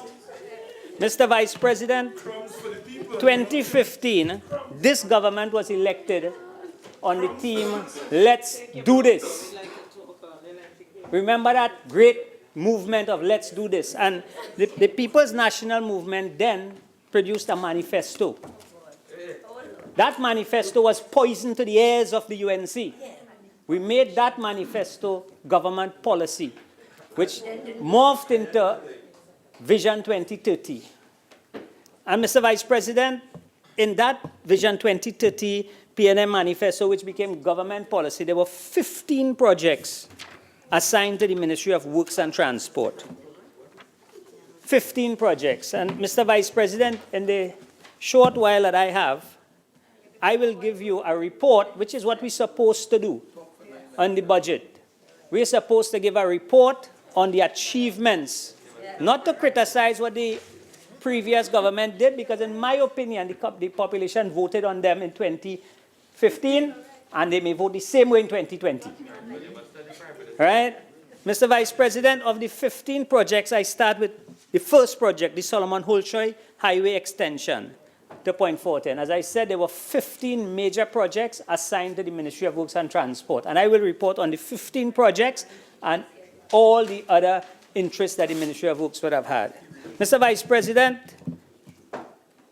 in 2015, this administration said that we will complete the San Fernando to Point Fortin Highway in a manner that best serves the national interest and the interests of all affected parties and stakeholders. Mr. Vice President, today is a very historic day in Trinidad and Tobago. Because, Mr. Vice President, today, after almost 75 years, we were able to open a partial opening on the Mosquito Creek. That is significant because every day, no, you all never open a highway. You all try to build a highway. Unfortunately, 3/4 of the highway was stolen before it was finished. Mr. Vice President. There's a constant drone across the floor. So much so that I can't hear what the minister is saying now because it's being drowned out. So can we have some silence while the minister is making his contribution? Yes. Mr. Vice President, after 75 years, finally, you can drive on the creek without carrying home salt water. Right? And Mr. Vice President, it is not a full opening, it's a partial opening. But this government will do everything to bring relief, even if it is partial relief. And today, Mr. Vice President, this package 5A would have had a partial opening, and we would have been able to move the traffic onto the embankment while we continue the work on the creek. There will be some challenges going forward, but we told this population let's do this. And today we are doing it, Mr. Vice President. Mr. Vice President, I will not go into all the bacchanal and corruption and mismanagement of that highway. I did that in the other place, and my time is short here. So I will not go into all the... Sorry, Mr. Vice President. Again, I have to raise to my feet. I'm getting conversation between both sides, talking over the minister. And he's not talking loudly enough that he can get through all of that and get to me. So please, can we have some silence while the minister is making his contribution? Continue, Minister. Mr. Vice President, I didn't want to go into what happened between 2010 and 2015, but they forced me to go in, so I will go. Mr. Vice President, Mr. Vice President, in 2008-2009, PNM government designed that highway. They tendered it out. Unfortunately, the tendered price came up above the engineer's estimate. And prior to the election, the government decided, the PNM government knew you don't run a country by election. They decided we will not award the contract. So, Senator Beaker, you weren't here when I made my ruling, so I'll make it again. I indicated that there would be silence in the chamber while the minister is making his contribution. The shouting across the floor is not going to be allowed going forward. Continue, Thank you, Minister. Mr. Vice President. He wasn't here in 2010 to 2015, so he wouldn't understand the UNC, else he wouldn't have joined, for sure. Mr. Vice President, the then PNM government decided that they will not award the contract because they need to renegotiate the prices. Unfortunately for this country, the people fell for this Cambridge Analytica. And they voted in the UNC and they paid the price. They paid a heavy price. The UNC then went and awarded the contract as it is, where it is, $7.5 billion. So they awarded the contract. In 2015, this government was presented with an incomplete project, a bankrupt contractor, a reduced scope of work, mismanagement in the land acquisition resulting to over $500 million in claims to the taxpayers. 500 million and counting. Properties acquired and no longer required. Inadequate financial arrangements in place to complete the highway. Because if you go and you put financial arrangements in place, then the whole process is scrutinized. To avoid that, you say we'll bill it out of the treasury. That's what they did. In 2016, this government, through NITCO, terminated the contract with OAS because they were bankrupt. They abandoned the project. Demands were made on the contractor, standby letter of credit, and this government was able to recuperate close to $1 billion from the contractor. I didn't want to waste my time to go into this, but seeing that a lot of members on the UNC, the front bench, did not know what was going on in the party then, let me tell them what was going on. A couple days before the election, there was one clause in that contract that said if the contractor goes bankrupt, the government could terminate the contract. That clause was withdrawn. Just like that, withdrawn. And it was the Office of the Attorney General. At the time, this process was headed by Minister Stuart Young and his team, who did a fantastic job of going all the way to the courts in London and was able to bring back $1 billion to this country. That $1 billion, Mr. Vice President, is the money that we took and we started the highway and have brought it to where we are now, putting finance in place to continue. But more important, Mr. Vice President, when we started back that highway, we decided to, as we said in the manifesto, to restart that highway in the national interest and the interest of all affected parties. What we thought then is that we need to break this highway up into packages, unlike what happened in 2011, give it to one foreign contractor. We decided to bring in all the local contractors. Let them bid, let them compete with the foreigners. We had 12 packages, 5 local contractors won all. They were able to compete with the foreign contractors. At the end of this project, based on the system that we use, we anticipate a saving of close to $2 billion. So we got back $1 billion and we expect to save another $2 billion. Unfortunately, a lot of the land acquisition, the state would have been bind. And I can tell you as we speak, the lawyers are looking at the matter. The government did set up a commission of inquiry to deal with the land acquisition, and we wait to see what is happening with that. But as we speak, Mr. Vice President, I want to really move on because I think the country will hear more about the San Fernando to Point Fortin Highway as we go along. But what we dealt with there is a catastrophe of the highest level that the last government left this country with. The land acquisition process there will take years and years to unravel because land was purchased there, land was paid for. Up to now, you don't know where some of the land is. Land was given to, in some instances, I'm seeing one household getting 4 and 5 pieces of land. They give every member in the household a piece of land for free. So we will talk more about that in the Commission of Inquiry. Mr. Vice President, the second major project was the Churchill Roosevelt Highway extension to Sandy Grande. Another project, a major project, that this government promised the population. What we were going to do is to open up the eastern seaboard. This project is the first highway ever built in Trinidad and Tobago that has all the statutory requirements. All, down to the regional corporation the day before we turned the sod. Competitive bidding, foreigners bidding, locals bidding, local won it out. Local won the contracts. And this highway is an ongoing project. That's the second major project. Mr. Vice President, the third major project is the Valencia to Toco Road. We spoke about the Valencia to Toco to open up that entire area. Mr. Vice President, that's a 40-kilometer stretch, and as we speak, 8 packages have been awarded to 8 local contractors. Competitive tendering. Competitive tendering, 8 different contractors, and that work is going ahead.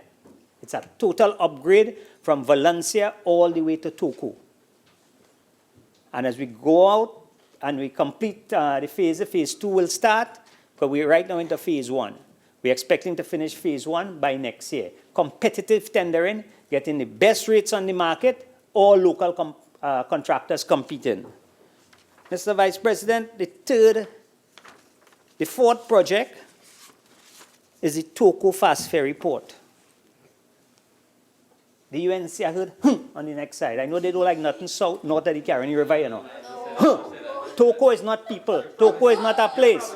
Well, Toco, well, no, that was on the drawing board long before 1991, Mr. Vice President, where we are with the Toco Port. As I said, the road is ongoing. The port, Mr. Vice President, the designs for the project have been completed.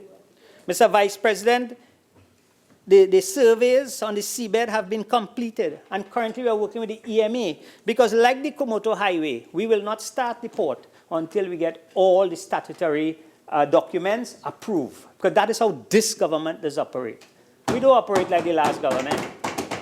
Issue the contract, let money run, and then start to look for approvals. We don't operate like that. Mr. Vice President, so far I've accounted that all the projects, and why build a port at Toco? As Minister of Works and Transport, I see sometimes the bills coming out of the port. I don't know if you understand, to run one vessel from Port of Spain to Tobago, a simple passenger vessel, costs in excess of $100,000 in fuel alone. From Port of Spain to Tobago is 157 kilometers. From Toco to Scarborough is 44 kilometers. 44. It will be one. So think about 3 boats running for the day. Average $100,000 in diesel. And you could cut that to 1/3. Mr. Vice President, I'm hearing some whispers there, but I wouldn't answer. Somebody asked how you're going to Togo. Might take a helicopter. I presume that, Mr. Vice President, the port in Togo will not only bring Tobago closer to Trinidad, it will open up the entire seaboard. That's right. The eastern seaboard is about 50% of the landmass. I'm not interested in the 50% of the landmass. And it has about 5% of the economy. 5%. It's the best land for housing, but there's no infrastructure. There's no infrastructure. And if you put in infrastructure, that is when, Senator Drayton, you'll be able to get house and land at a much cheaper price, because a lot of land up there, nice land for housing. That is why that area has the highest squatter population, because it's nice land for housing. You put in the infrastructure and you'll develop the industry. All right? So that is how we intend to bring the price of houses down, by giving access to good land for housing. Mr. Vice President, number 5, the removal of all traffic lights from Port of Spain to Sandy Grande. Mr. Vice President, this is another, I don't know. I feel when this Europe interchange finish, them UNC ain't going back on that east-west corridor. Because this is a project that they tried to award for $520-something million. Ministers was fired. Some contractors went to court and said, no, it's mine. And the next one said, no, the minister promised me, it's mine. And they scrapped the project. We went back out, we tendered the same project. Same design. Same people land that the UNC wanted to take, that they complaining now that the PNM taking and doing favors. Same people. Same land. We just added 2 additional roads. One road to lead you from the interchange to the Val Park Shopping Plaza, and one road, I think, going up to UE. So we add 2 roads to the same project, in the same land, in the same everything, same design. We were able to save close to $300,000 on the project. 300 million, sorry. 300 million. I can't believe people have stiffed 300 million in this country. 300. Unless somebody could tell me who was getting that $300 million, I say it's thief. Because I cannot understand how on earth you could tender the same project and come in at $300 million less. And this is not the only project like this. The Komoto to Manzalena Highway came in at $80 million per kilometer. The San Fernando Highway was being built, the same terrain, same everything, at $125 million, $125 million a kilometer. 45 million difference on a kilometer, and you're building 40 kilometers. Check that. Check that. So, enough said about the Europe interchange. That will be, let me tell you, we will put a big banner on that and say, this is how you do projects. Mr. Vice President, Shagwanas, we developed Trinidad and Tobago, and Shagwanas is a part of Trinidad and Tobago. We promised in our manifesto to do a Shagwanas traffic alleviation project. Mr. Vice President, we opened phase 1 in June. And phase 2 and 3 have already been designed, and we're going to start phase 2. All right? So even in Shagwanas was in our manifesto, and we did it. We told you we were doing it, let's do it together, and we did it even in Shagwanas. Mr. Vice President, no, just all across in the floor in Shagwanas too. Mr. Vice President, the construction of the first-class road to Maruga, the 7th major project. And Mr. Vice President, take note, every single project so far in the manifesto, work ongoing. Maruga first-class road from Piti Cafe to Marak.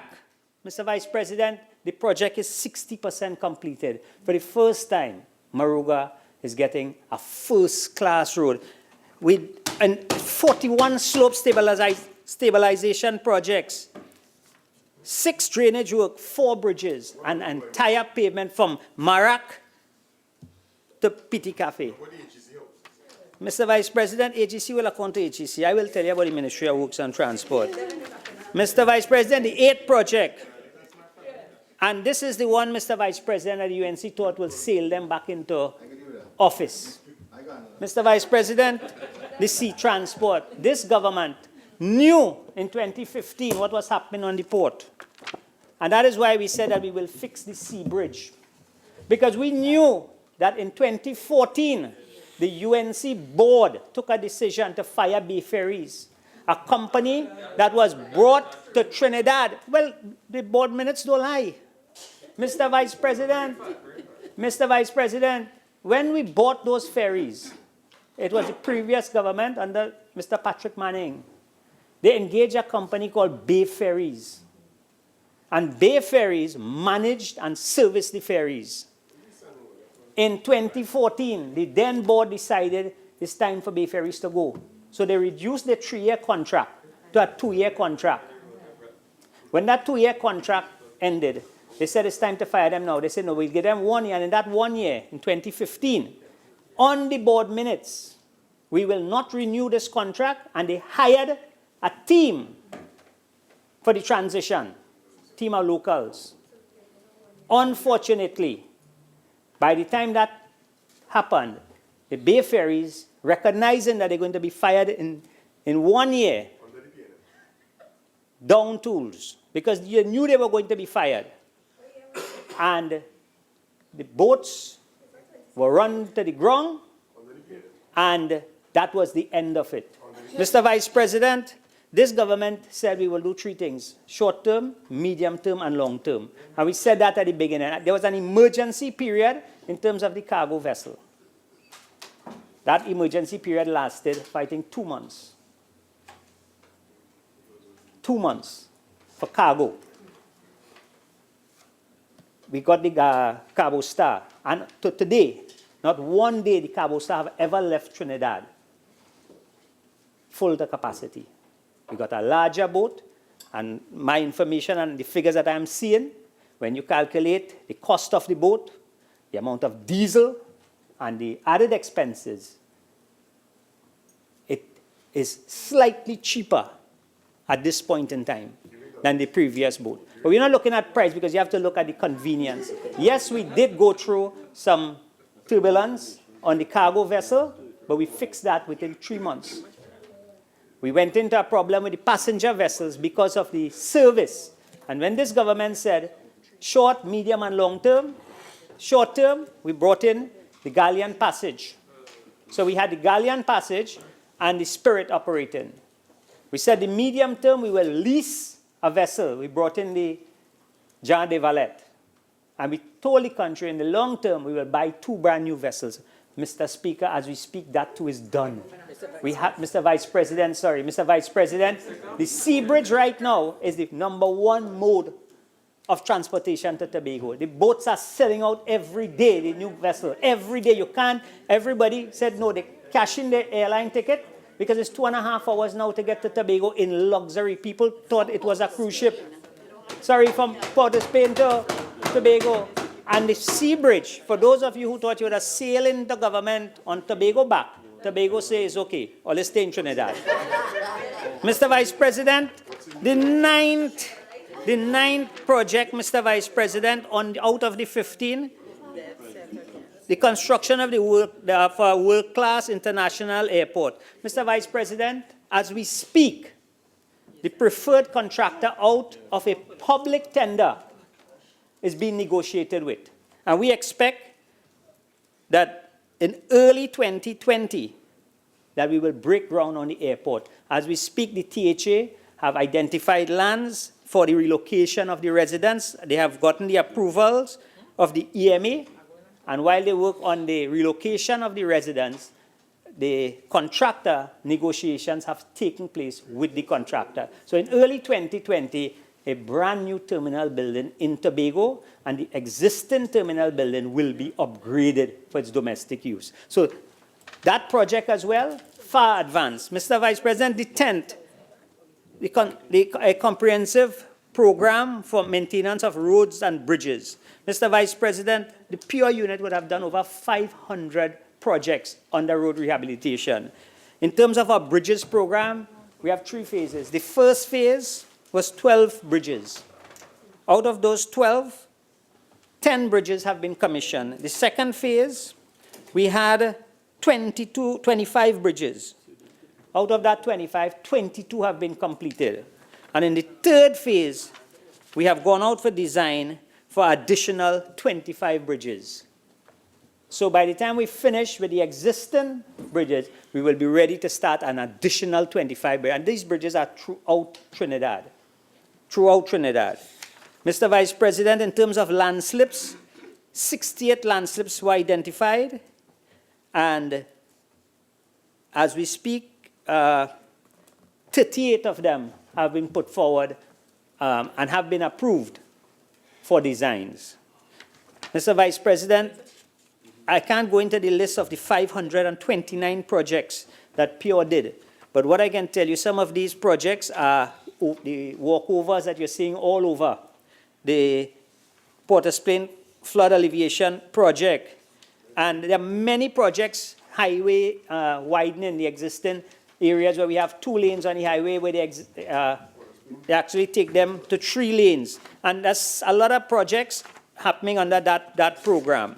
Mr. Vice President, the 11th item on that list, implementation of a comprehensive national drainage plan. Mr. Vice President, I want to congratulate the Ministry of Works, the Drainage Division, because that was one of the divisions that was taken away from the ministry. And when it came back with a skeleton staff, because most of the employees went to public utilities. And it took us a while to rebuild the capacity. What we found happening in there was 5 studies, which we spent millions and millions of dollars for. One thing in this country, we love to study, but implementing the study is where the challenge is. And we found studies in North Oraput River Basin, South Oraput River Basin, the Kapara River Basin, the Caroni River Basin, and the Ottawa River Basin, all studies, hundreds of millions of dollars, because these things are not cheap. And there was one downtown study too, downtown flood alleviation. Well, that one failed. So that one, we just had to forget about that. And there's one more study that we had to do, which is the Western Peninsula study, last study for Trinidad. We decided that this doesn't make sense because you get these studies and then you hear to implement this is $1 billion or $2 billion because of the amount of work that it entails. So we engaged CAF, which is the Andean Development Bank. And we told CAF, look, we have spent so much money on studies and we can't implement them. So we went to CAF for our grant funding. And we said, look, you pay for the experts, bring in your experts, which they agreed. They brought in the experts. We gave them all the studies. We gave them all the studies, and we told them, let us come up with an operational plan. We can't do everything one time. It has to be done in phases. What we could do is pick the low-hanging fruits. Minister, you have 5 more minutes. 5 more minutes. Mr. Vice President, in that 5 minutes, I really want to give the country the assurance that the 15 projects. So we are dealing with the drainage, and we are at the stage now where a note is going to go to Cabinet for an operation plan for the entire country, where we look into the short, medium, and long term. This year, we did over 400 projects. We cleaned up the Caroni River. All those came out of some of the studies. So we actually started to work on the studies without, based on the funding that we have, and we wait for CAF. The 12 was the National Transportation Plan. That plan is before the Cabinet right now. All the groundwork was done on it, and we're right at the container port again. The studies was done, and within 2 weeks, a note will be going to Cabinet as to the way forward with the port, because we recognize the port cannot continue at the rate. We spent about 2 years working with the IDB for our way forward, and the IDB would have given us a report that is going to Cabinet in about 2 weeks' time. Mr. Vice President, the last project is the construction of the Port-au-Plain to Chaguaramas Causeway. That project has 2 phases. One phase is using the existing road and adding an additional lane, which minimizes land acquisition. And you use the technology, 2 lanes coming out on a morning, 1 going in. On an evening, 2 going in, and 1 coming out. And in terms of the causeway, what we're doing now, because we have all the designs, the studies, everything, we're going to Cabinet for permission to go out for PPP on that. And if someone comes in and they said, look, we're doing a PPP like what was done in Jamaica and some of the other countries, then the cabinet will determine that. That project would have been reached a point where a decision now is just pending on the way forward. Mr. Vice President, we have a lot of work going on in license office. Unfortunately, what had happened in license office, under the last term, a bond was raised for $378 million. And that was supposed to build 3 new buildings, a head office, and I think 6 other sites. Somebody decided, without cabinet approval, to spend $260 million on 1 building in Caroni, and they burst the budget. And they came back now, they bought a building in Arima, and they said, well, we'll build a building in Arima. So they bought a property for $27 million. Before they bought the property, the Ministry of Works said that that property has to be condemned. They said, no, we're still buying it. So they bought the property. Then they went, they do a design for $12 million. Then they came with a note for $140 million. So what they wanted was another $370 million to complete the project. What we did, $36 million was remaining from that money. We took the $36 million, Mr. Vice President. The land they bought in Arima, we gave it to Ministry of Agriculture, Ministry of Attorney General. Because the ministry has 10 acres of land right down the road. And we're going to build a new building in Arima from the $36 million. We're building a new building in San Grande. We're upgrading San Fernando, Port of Spain, and St. James.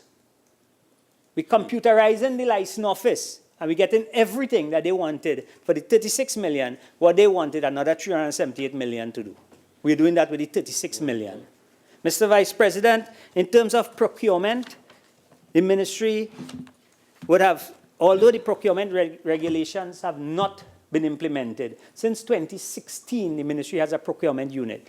We work closely with the procurement regulator, and we would have used the template, and all projects in the ministry actually follow proper procurement. And I challenge anyone at any point in time can come to the ministry and query anything. That is something we boast about. NITCO is one of our procurement agencies, and NITCO too have gotten a mandate that any questions that comes up in terms of procurement, we must be open and transparent with it. Mr. Vice President, in terms of how we deal with emergency work, over the last 4 years, we would have spent less than the previous government spent on one flood in one area between 2010 and 2015. Why? Because we don't just allow contractors to come and do what they have to do and send us a bill. We use bonded rates from a registered contractor, and they will only come out when we call them out, and we pay them for the time on the job. In one instance, in one flood in Trinidad, close to $100 million was spent, that Diego Martin flooding, by several agencies. Mr. Vice President, over the last 4 years, I don't think we spent 10% of that in 4 years. What they spent in one flood in one area. Mr. Vice President, there are a lot more positive things coming out of the ministry. Diego Martin interchange, a lot of big things are happening. What the citizens can be assured is that we're doing more with less, they're getting value for money, and nobody is putting their hands in the cookie jar. Thank you. Senator Sobers. Thank you, Mr. Vice President. Not to worry, not to worry. Listen intently. Listen and learn. I'm very grateful to be given an opportunity to contribute this afternoon on this appropriation bill. Now, Mr. Vice President, at least on our side here on the opposition, we can definitely say that this is not just us as a group of persons approaching this particular situation. If I was to use a quote from the Honorable Minister of Labour, Senator the Honorable Jennifer Baptiste-Primus, all willy-nilly. Smile when you call my name. so that our contributions, both in this place and the other place, would have been based upon a mandate that was given to us by the Leader of the Opposition, Ms. Kamala Persad-Bissessar, to go out there and really touch the flesh, interact with persons within all communities and constituencies. And I know Senator Drayton would have also mentioned that as well too. And we here in the UNC actually did do that. we had several pre-budget consultations throughout the 100. length and breadth of 100. Trinidad and Tobago. 100. And I dare say not only in UNC controlled areas or UNC deemed areas, but throughout the length and breadth. We would have done pre-budget consultations in Lavantil, in Point Fortin, several of them in Point Fortin, Cedrus, Grand. and right throughout the East-West corridor. So that when we approach this particular presentation, and we actually do in fact present, it would be based upon us listening to the people and then leading.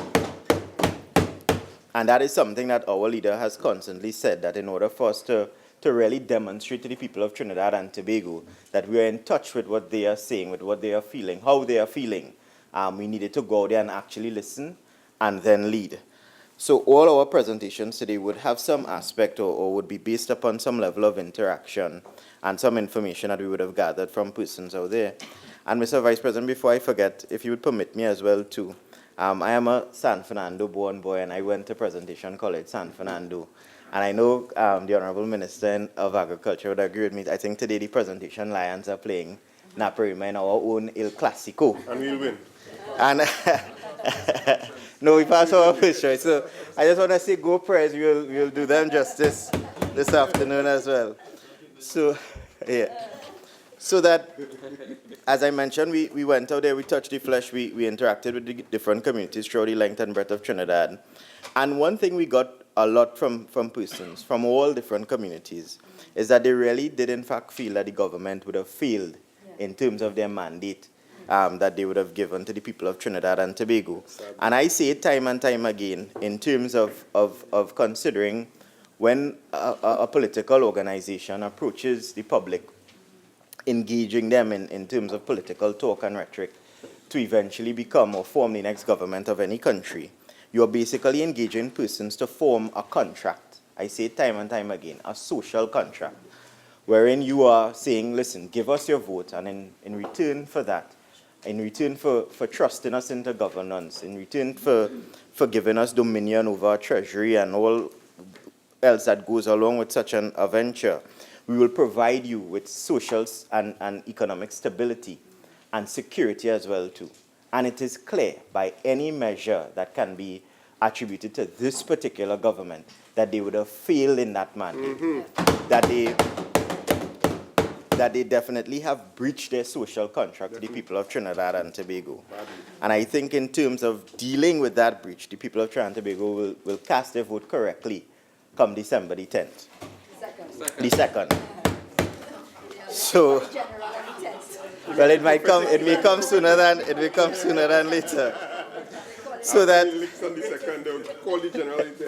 so that in addition to the fact that persons would have echoed their resounding disapproval of measures meted out to them, they've also as well spoken of the fact that in terms of this particular administration, there have been no real tangible deliverables meted out to the people. Shame. That they constantly say that this is a particular administration that is full of talk and no action. And we constantly echo that as well too in the UNC, that the PNM is all talk and the UNC is the one that does all the work.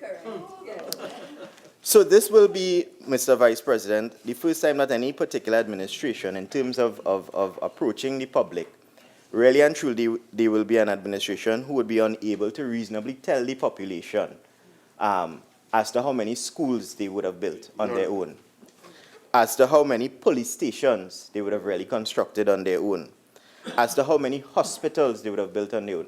These are usually easy selling points for any administration in government.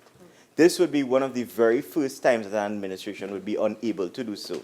And that is the hallmark and the legacy of the People's National Movement. But of course, Mr. Vice President, I don't expect much in terms of retort from this administration. They will come as they have done for the past 4+ years and indicate that it is all the UNC's fault and we bankrupt the country and all this and that, and a sort of fluff and flurry. And the only thing in my considered view that is bankrupt is the fact that the PNM is bankrupt of ideas. And this particular budget, this SSSG or whatever budget they want, rules of whatever name you want to peg it, is a fumbling and stumbling as they go along, trying to make this thing up, to piece things together, a mismatched puzzle. And permit me, Mr. Vice President, as I go through my presentation, I'll indicate areas of this administration demonstrating that they are in fact inept and bankrupt of proper ideas. But before I get into my substantive presentation, I just wanted to touch on a couple of things that the Minister of National Security said when he was here earlier on in his debate, in his presentation. One of the first things the Minister of National Security touched on is the fact that he was very grateful for the assistance lent to the government in terms of passing particular pieces of legislation.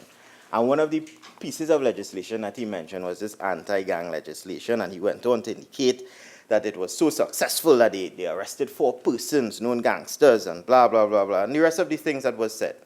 The difficulty is, Mr. Vice President, as much as in terms of my practice, being in a quasi-criminal practice myself, and it can be said that maybe some of the persons who have been detained could possibly be involved in activities related to gangland style activities. This is the same legislation. When the government approached this parliament, they indicated that they had so much data, so much information, so many manpowers of investigation had already gone into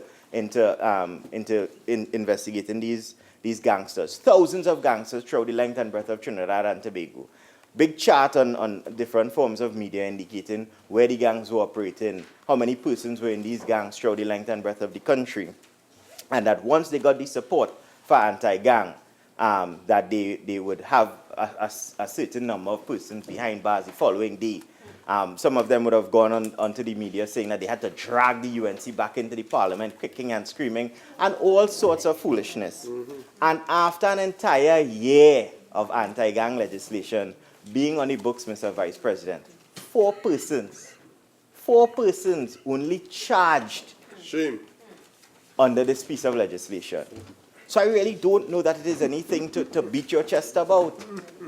It demonstrates again then that in terms of trusting the things that this government tells the population, we cannot do so. I am not making any of these things up. It is actually on the record.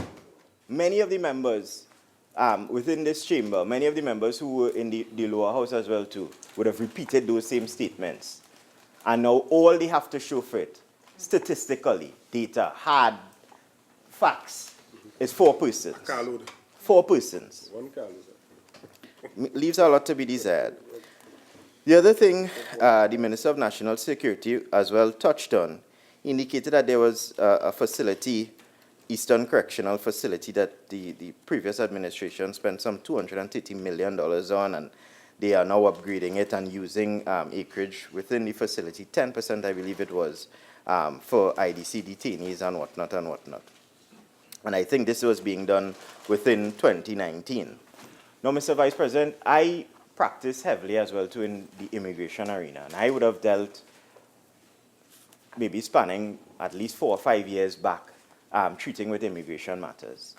And those matters would have definitely taken me to the Immigration Detention Center in Aripo. And I would have been there on several occasions, and I would have seen the state of the detention center throughout that time. It cannot be, this is the same detention center that would have mass amounts of persons escaping repeatedly. This is the same detention center that would have had detainees rioting. This is the same detention center that had detainees going on different fasts, hunger fasts and strikes and whatnot.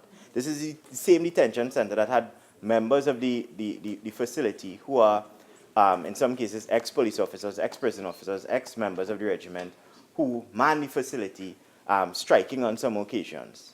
And this has been going on for quite some time. It didn't start yesterday. So to come to tell the population today that in 2019, you have now had this great, grand, bright idea to convert some facility that supposedly cost $230 million to house some detainees, it is, again, nothing to be proud of. Because these issues, if you were serious about immigration, if you were serious about the Immigration Detention Center, you would have made the necessary changes to the IDC way back when you entered office, and not in 2019. A feature again of a coming soon budget and a plenty for 20, which is what this budget is being touted by members of the population. Plenty for 20, coming in 2020 and beyond in some instances, right? I don't know why they're planning for beyond 2020, because they will not be there after 2020. The Minister of National Security as well indicated that there was an issue with the interceptors, and he got a quotation concerning purchasing some new interceptors and whatnot. And he again, he or whoever, technocrats or whatever, got the grand and bright idea that they should find out what is going on with the 14 plus interceptors that were parked up in Staublesby, as we like to call it, Stumblesby, right? The difficulty is those interceptors were purchased by the People's Partnership Administration.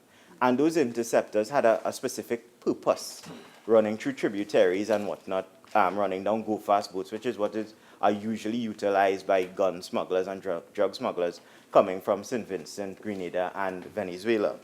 And instead of maintaining those very same interceptors, they let all of them rot and shut down at Staublesby. So to turn around now as well too, again, to tell the population that you had this grand idea or this grand plan then to save the country, this mass amounts of money, for your unfortunate incompetence of letting the boats shut down and rot down, really and truly does not give me any comfort whatsoever. Because had you maintained the boats in the first place, you wouldn't have to be getting quotations for mass amounts of money to come now to tell the population something about saving any set of money when you are the cause of the problem. The Minister of National Security again as well too touched on situations with respect to the Forensic Science Center, and as welcomed as the approach is in terms of hiring some staff and additional pathologists. The issue still remains the same with the Forensic Science Center, the physical space. The center is an old building. You will have infrastructural integral problems associated with the building. It is the same building that has been accused of having drugs and guns go missing, a cache of weapons, 200 and something plus weapons just vanish. Nothing about that coming out of any police investigation. The same Forensic Science Center that cocaine and whatever would have gone missing as well too. The same Forensic Science Center that this opposition complained about vehemently every single opportunity we got. And we were told by the very same Minister of National Security, who is on the record, is on the answer, indicating to this House that they were in some arrangement with the Chinese government to construct a Forensic Science Center. That was the first time we heard of it. Subsequent to that, constantly complaining again, the same Minister of National Security came to this House and indicated that the arrangement was supposed to take place in Mount Hope. Months after that, no banner, no sign, nothing concerning that Forensic Science Center in Mount Hope. No talk about the Chinese again, except with respect to this housing situation that I'm certain other colleagues may talk about. Right? Nothing concerning that. And then when you come to this House, you have to tell us about Forensic Science Center. The most you could tell us about is hiring pathologists. Nothing concerning this Chinese arrangement, which makes me wonder whether or not that as well too was even factual. Just talk. And this is the problem we have with not being able to trust this administration.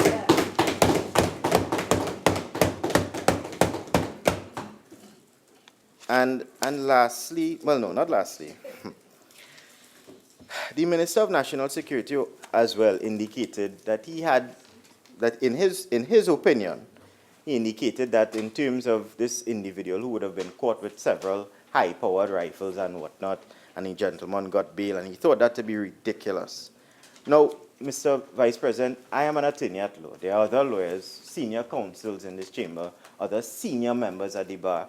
A senior member of the bar, which the Minister of National Security is. And I have a lot of respect for him in that capacity. I am told and I have seen that he's an excellent attorney. So for him to make such a statement, condemning, not condemning, but for him to make a statement in his opinion, that the decision of a magistrate to be ridiculous when the law allows the magistrate to make such a decision, is really a ridiculous statement in itself to make. At the end of the day, Mr. Vice President, you are innocent until you are proven guilty. It could very well be a fact, subsequent to that matter coming to fruition and to an end, that the items may have been planted on the individual. Is it then that the individual should rot in prison pending the outcome of the matter because he has been alleged to have been in possession of these items. That could never be a proper approach to justice. And if these are the statements that are being made by another senior member of the bar, who, as I said before, I have respect for in that capacity, it is very troubling and worrying the road that we are going under. Jungle justice. As well, too, Mr. Vice President, with respect to the last statement that was made with respect to fishermen. Now, I don't know the facts that may, or the information that may have been available to the Minister of National Security for him to make such a statement. But I would want to say, humbly, that not every single fisherman who may have been kidnapped for ransom may have been involved in some type of illicit activity. And again, it is not a proper statement to make then that persons who may have been kidnapped do have any fishing line, do have this, do have that, do have the other, would insinuate then that these persons are involved in some type of nefarious activity. It is not a proper statement to make by the Minister of National Security. He, as a senior member of the bar, as well as a minister in the Minister of National Security, should know better. These are the responses that I have to what was said by him. Moving on, Mr. Vice President, I wanted to touch particularly as it pertains to the budget presentation on this light bulb issue as well too. Now, Senator Drayton would have spoken about it, Senator Ryan as well too spoke about it, and I want to admit from the onset, the genesis, Mr. Vice President, I think it's an excellent idea. Light bulbs, LED bulbs, fantastic idea. The difficulty is, Mr. Vice President, as shameless as this administration is, not one of them have come out to indicate to the public that the genesis of that idea, the birth of that idea, came from a People's Partnership Administration. And I will give you the history of that. It has to go on the record. Nothing new from this particular administration, nothing innovative, but they want to copy and paste and take our ideas. But as I would have said in a previous debate, imitation is truly the best form of flattery. So when we look at the light bulbs situation, simply when we look at this budget book that we would have been given, Senator Drayton, Budget Statement 2020, light bulbs tariff structure, and it simply says that in order to support the transition to LED lighting, I propose to remove all taxes and duties on LED bulbs and appurtenances, full stop. But let me tell you about this light bulb situation, Mr. Vice President, with the greatest respect. The reasoning behind moving, one of the major reasons behind moving to using LED bulbs, really and truly is because the majority of the homes within our country, 90 to 99% of the homes in our country, are powered by natural gas. And if there is a measure set up whereby a percentage of that can be saved, it would in fact be beneficial to the country. Why? Whatever natural gas is saved by switching to these LED bulbs would now be able to be channeled to areas where the country can earn more revenue, like point leases, to be utilized in the downstream industries. So it would be sold to companies like Methanol Holdings, where the natural gas could be converted into more lucrative products like urea. And when the urea is sold, the government could earn some great revenues off of the taxes from such a venture. And that is really one of the big plus or big takeaways from such a venture. So it is a welcome step. But in or around 2011 or 2012, Mr. Vice President, it is the People's Partnership Administration that started rolling out something called the National Energy Communication Campaign. And it was a campaign to introduce something called compact fluorescent lamps, CFLs, under something called the Light Bulb Exchange Program. I'm not seeing the Honorable Minister of Public Utilities here, Senator Robert Lahad. No, it wasn't at all. And respectfully, I'll tell you, Minister of Energy, why it wasn't make-believe. So that this bright idea really and truly is not even, the brightest idea is not even their bright idea, right? So the purpose of the campaign was to demonstrate energy efficiency, to demonstrate that you would be able to save almost 75% with respect to energy savings, that it was 10 times a longer life than incandescent lamps, and that it was highly luminescent. And how this was going to be done, it would have been done through an education campaign to explain where energy came from. It would have been done to demonstrate how persons could really and truly save energy. And then it would have been done to educate persons on renewable energy as well too. And what was actually done is that the People's Partnership Administration would have ventured out into rural to low-income communities, such as Laventille, parts of Sangre Grande, Libre, Cedros, and even in Tobago. And in terms of going into these communities, they would have invited citizens, they would have mic'd up a lot of cars, and encouraged persons to come out to the events.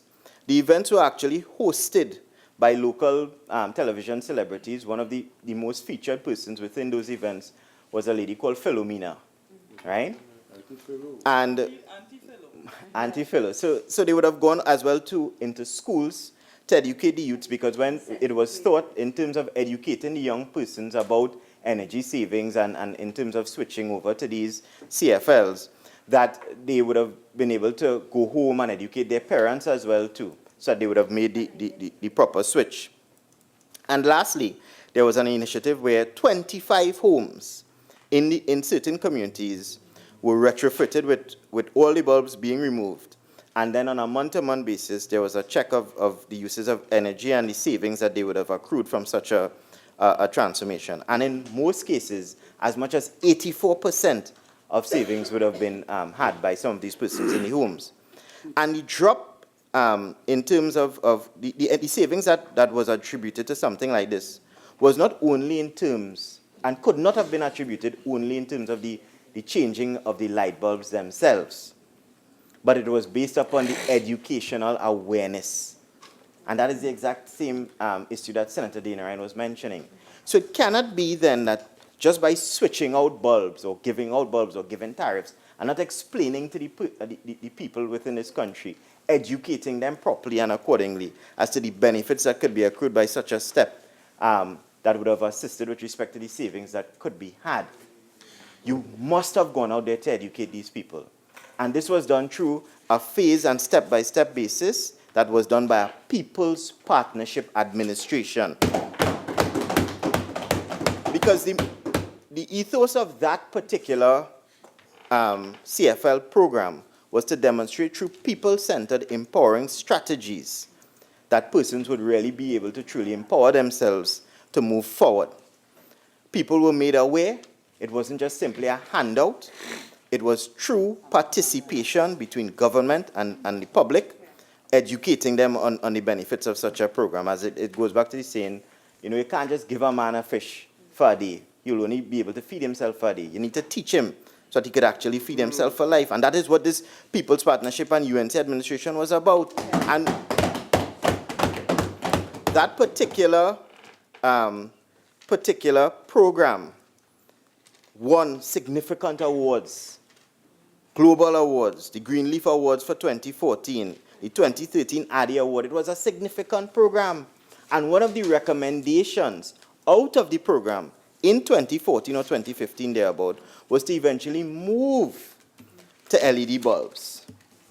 And that is how this bright idea, this LED bulb idea, is now being utilized by the PNM administration. So it wasn't their bright idea. It was birthed from the People's Partnership. And it's not a one bulb idea. Different ideas. Mr. Vice President, I also had an opportunity to look at some areas of national security in terms of the actual budget presentation. And when I looked at national security, the first thing I looked at was a statement that was made that the government would be bolstering the strength of the police service by increasing the size of the regular intake batches and ensuring that they are all exposed to the most current training policing strategies and the government is now conceptualizing a state-of-the-art police training academy which will support the Komoto facility. Now, based upon that, I said, well, listen, that doesn't sound too bad. Let me really find out what's going on in the police academy. What, if any, of these programs are taking place? What changes are being made? And I was surprised to hear from senior instructors at the academy that all of these things really and truly aren't true. Shocking. That the only thing that is actually taking place is, and I was surprised that the Minister of National Security did not mention it, that there's a CSI house that is being constructed. It actually started in July 2019, and it should be finished in and around April 2020 to assist officers with respect to, having live examples about crime scene investigation and whatnot. And that is an initiative that would have been a partnership between the US government and Trinidad and Tobago. But apart from that, nothing else. I was also shocked to hear, and this is something I would have expected to see or some changes to be made through this budget with respect to the police academy, the fact that the police academy in Trinidad and Tobago does not have their own firing range. Officers have to go down to the TRA range in Chaguaramas to train. And because it is so difficult sometimes to get down there, it is so difficult sometimes to get use of the range, some officers only are allowed an opportunity to fire that one time for qualification. That one time to fire live rounds for qualification. God alone knows what could happen with an officer if he's really faced his first day in the field and he has to discharge. And he had no other experience with respect to discharging live rounds other than that one time for qualification.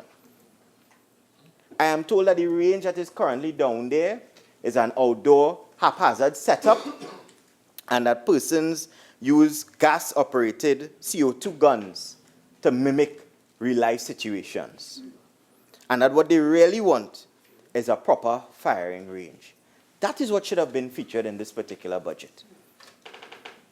That they also complained about the fact that in terms of, and this is another problem associated with them not having a range, in terms of training officers in shooting in dark situations at night, they are unable to do so because they cannot go down and run the range at TRA in the night. So it is really a cumbersome situation if an officer is caught in a gunfire at night, having only ever fired his gun once in his career at the barracks in a daylight situation. And this is an administration demonstrating that they really want to make changes with respect to national security. I am also told that the officers would want a mock courtroom setup to give officers the ability to be trained properly with respect to courtroom procedure and giving evidence.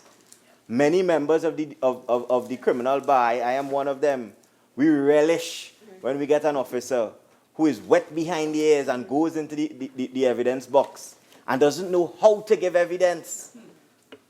Very, very minor situations, minor things that he's supposed to know or to know. He can't tell the court. And the court has no other alternative but to rule one particular way. They want a system in place so that they can train the officers properly. This is what should have been featured in this particular budget for national security. And then when they talk about expanding the barracks to take in more officers, they would like that as well too, because currently the dormitory only has space to take in 200 officers at a time. And right now there is no operation or construction taking place to expand it. So I don't know when they intend to do what they're saying in this budget. Coming soon in 2020. Mr. Vice President, I was also shocked to hear in speaking to this individual that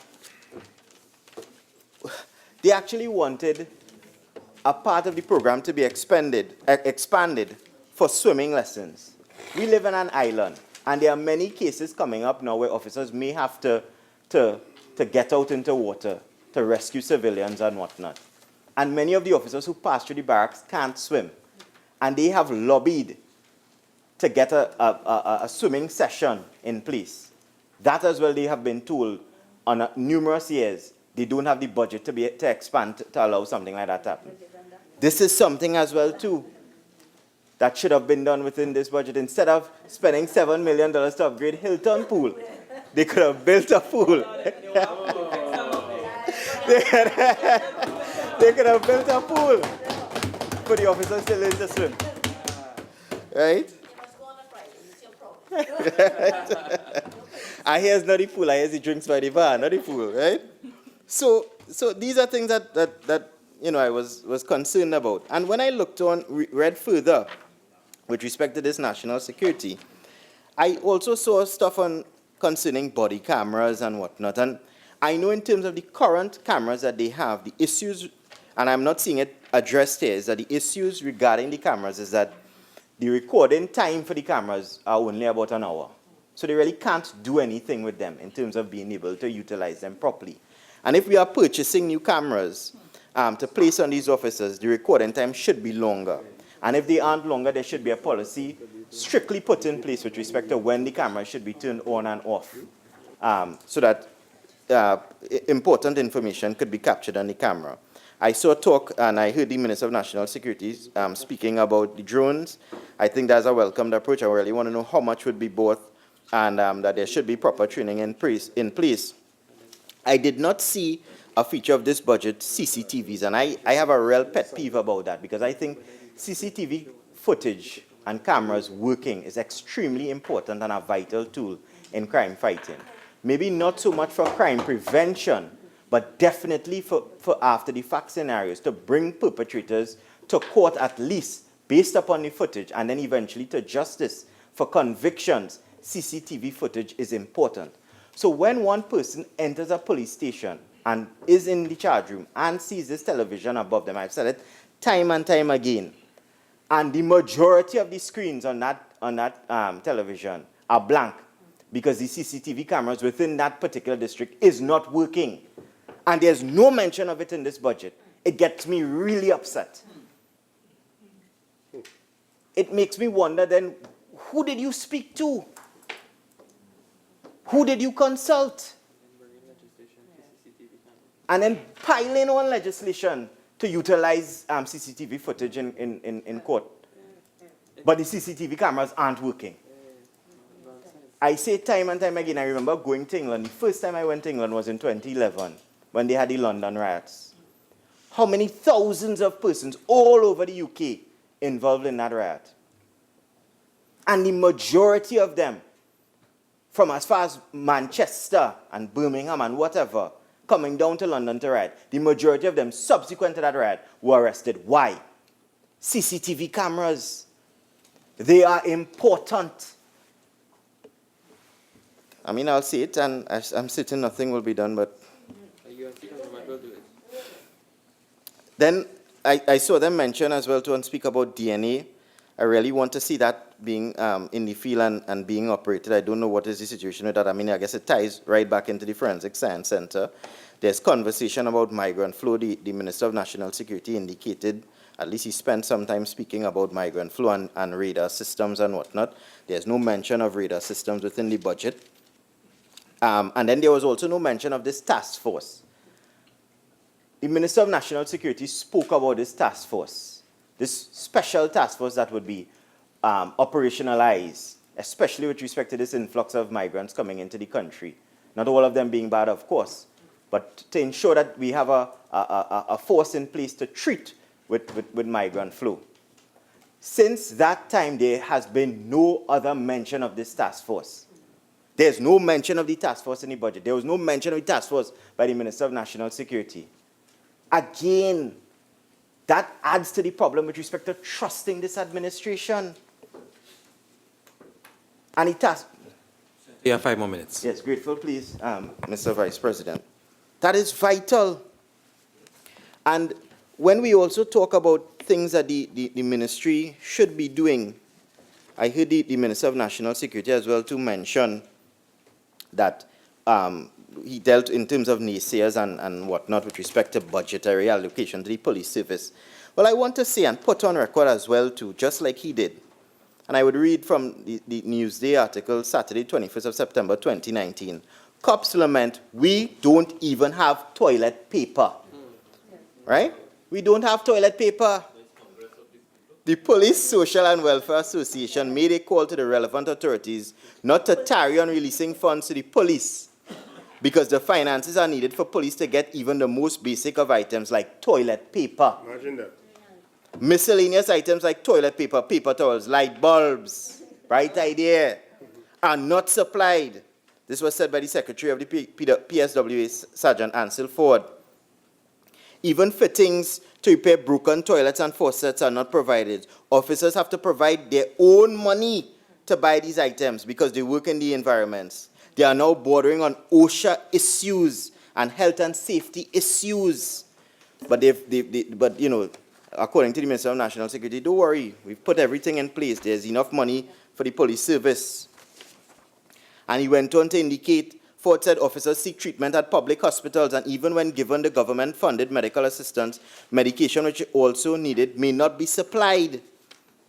And what I think was the most egregious part of this entire release was that he indicated, because if we take the case of a police officer trying to enforce law, and both the police and the suspect are injured, and both of us are lying in the same cubicle, and the suspect's family and friends are coming to visit him, that puts us in an untenable position.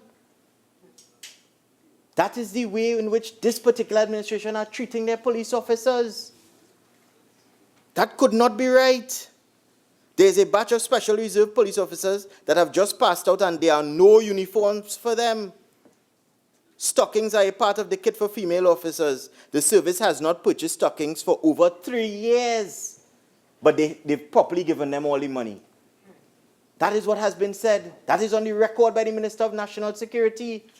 But yet you have the Police Service and Welfare Association saying something completely different. I would trust the Police Service Welfare Association and not this administration. And that is the pulse of the people out there. Mr. Vice President, I know that time is winding down. Winding down. And with my last few minutes, there was also mention of something called cure violence. I wouldn't really want to get into that too much. I would let one of my colleagues deal with it, but it is a very serious issue. And when you look at what cure violence is, on paper, it sounds really nice, really fanciful, going into communities and treating violence as an epidemic and dealing with them as medical issues and whatnot. But one thing Cure Violence speaks about, and it is on the cvg.org website, Cure Violence website, a gentleman called Gary Slotkin who created it. You have to rely on community leaders to go into these communities to assist persons. And that is the basis of Cure Violence. And if we hearken back to the PNM's relationship with community leaders, one can only wonder where this rabbit hole will take us. 6 million in Digomar. 6 million from PNM controlled corporations to community leaders. To do what? Well, you're saying community leaders. To do what? To buy the same AR-15s that the minister was talking about. The real weapons of mass destruction that are out on the streets today. PNM financing. And that is what they want with Cure Violence. And just to touch before I sit, Mr. Vice President, when we talk about housing, and Senator Drayton spoke about housing, I feel a lot too, because I still live home by my mother. So I know about expensive housing and whatnot. And I want to tell the citizens of Gomez, Trace and Maruga that we have not forgotten your housing plight. Kwame Brewster, we didn't forget the leaking plumbing. Hamilton George, we didn't forget the broken septic system. Mr. Aaron Patrice, we didn't forget the bad egress that was built. The elevated prices. We didn't forget you. And we will deal with that properly in the courts in Trinidad and Tobago. And with those few words, Mr. Vice President, I see you moving. I thank you very much.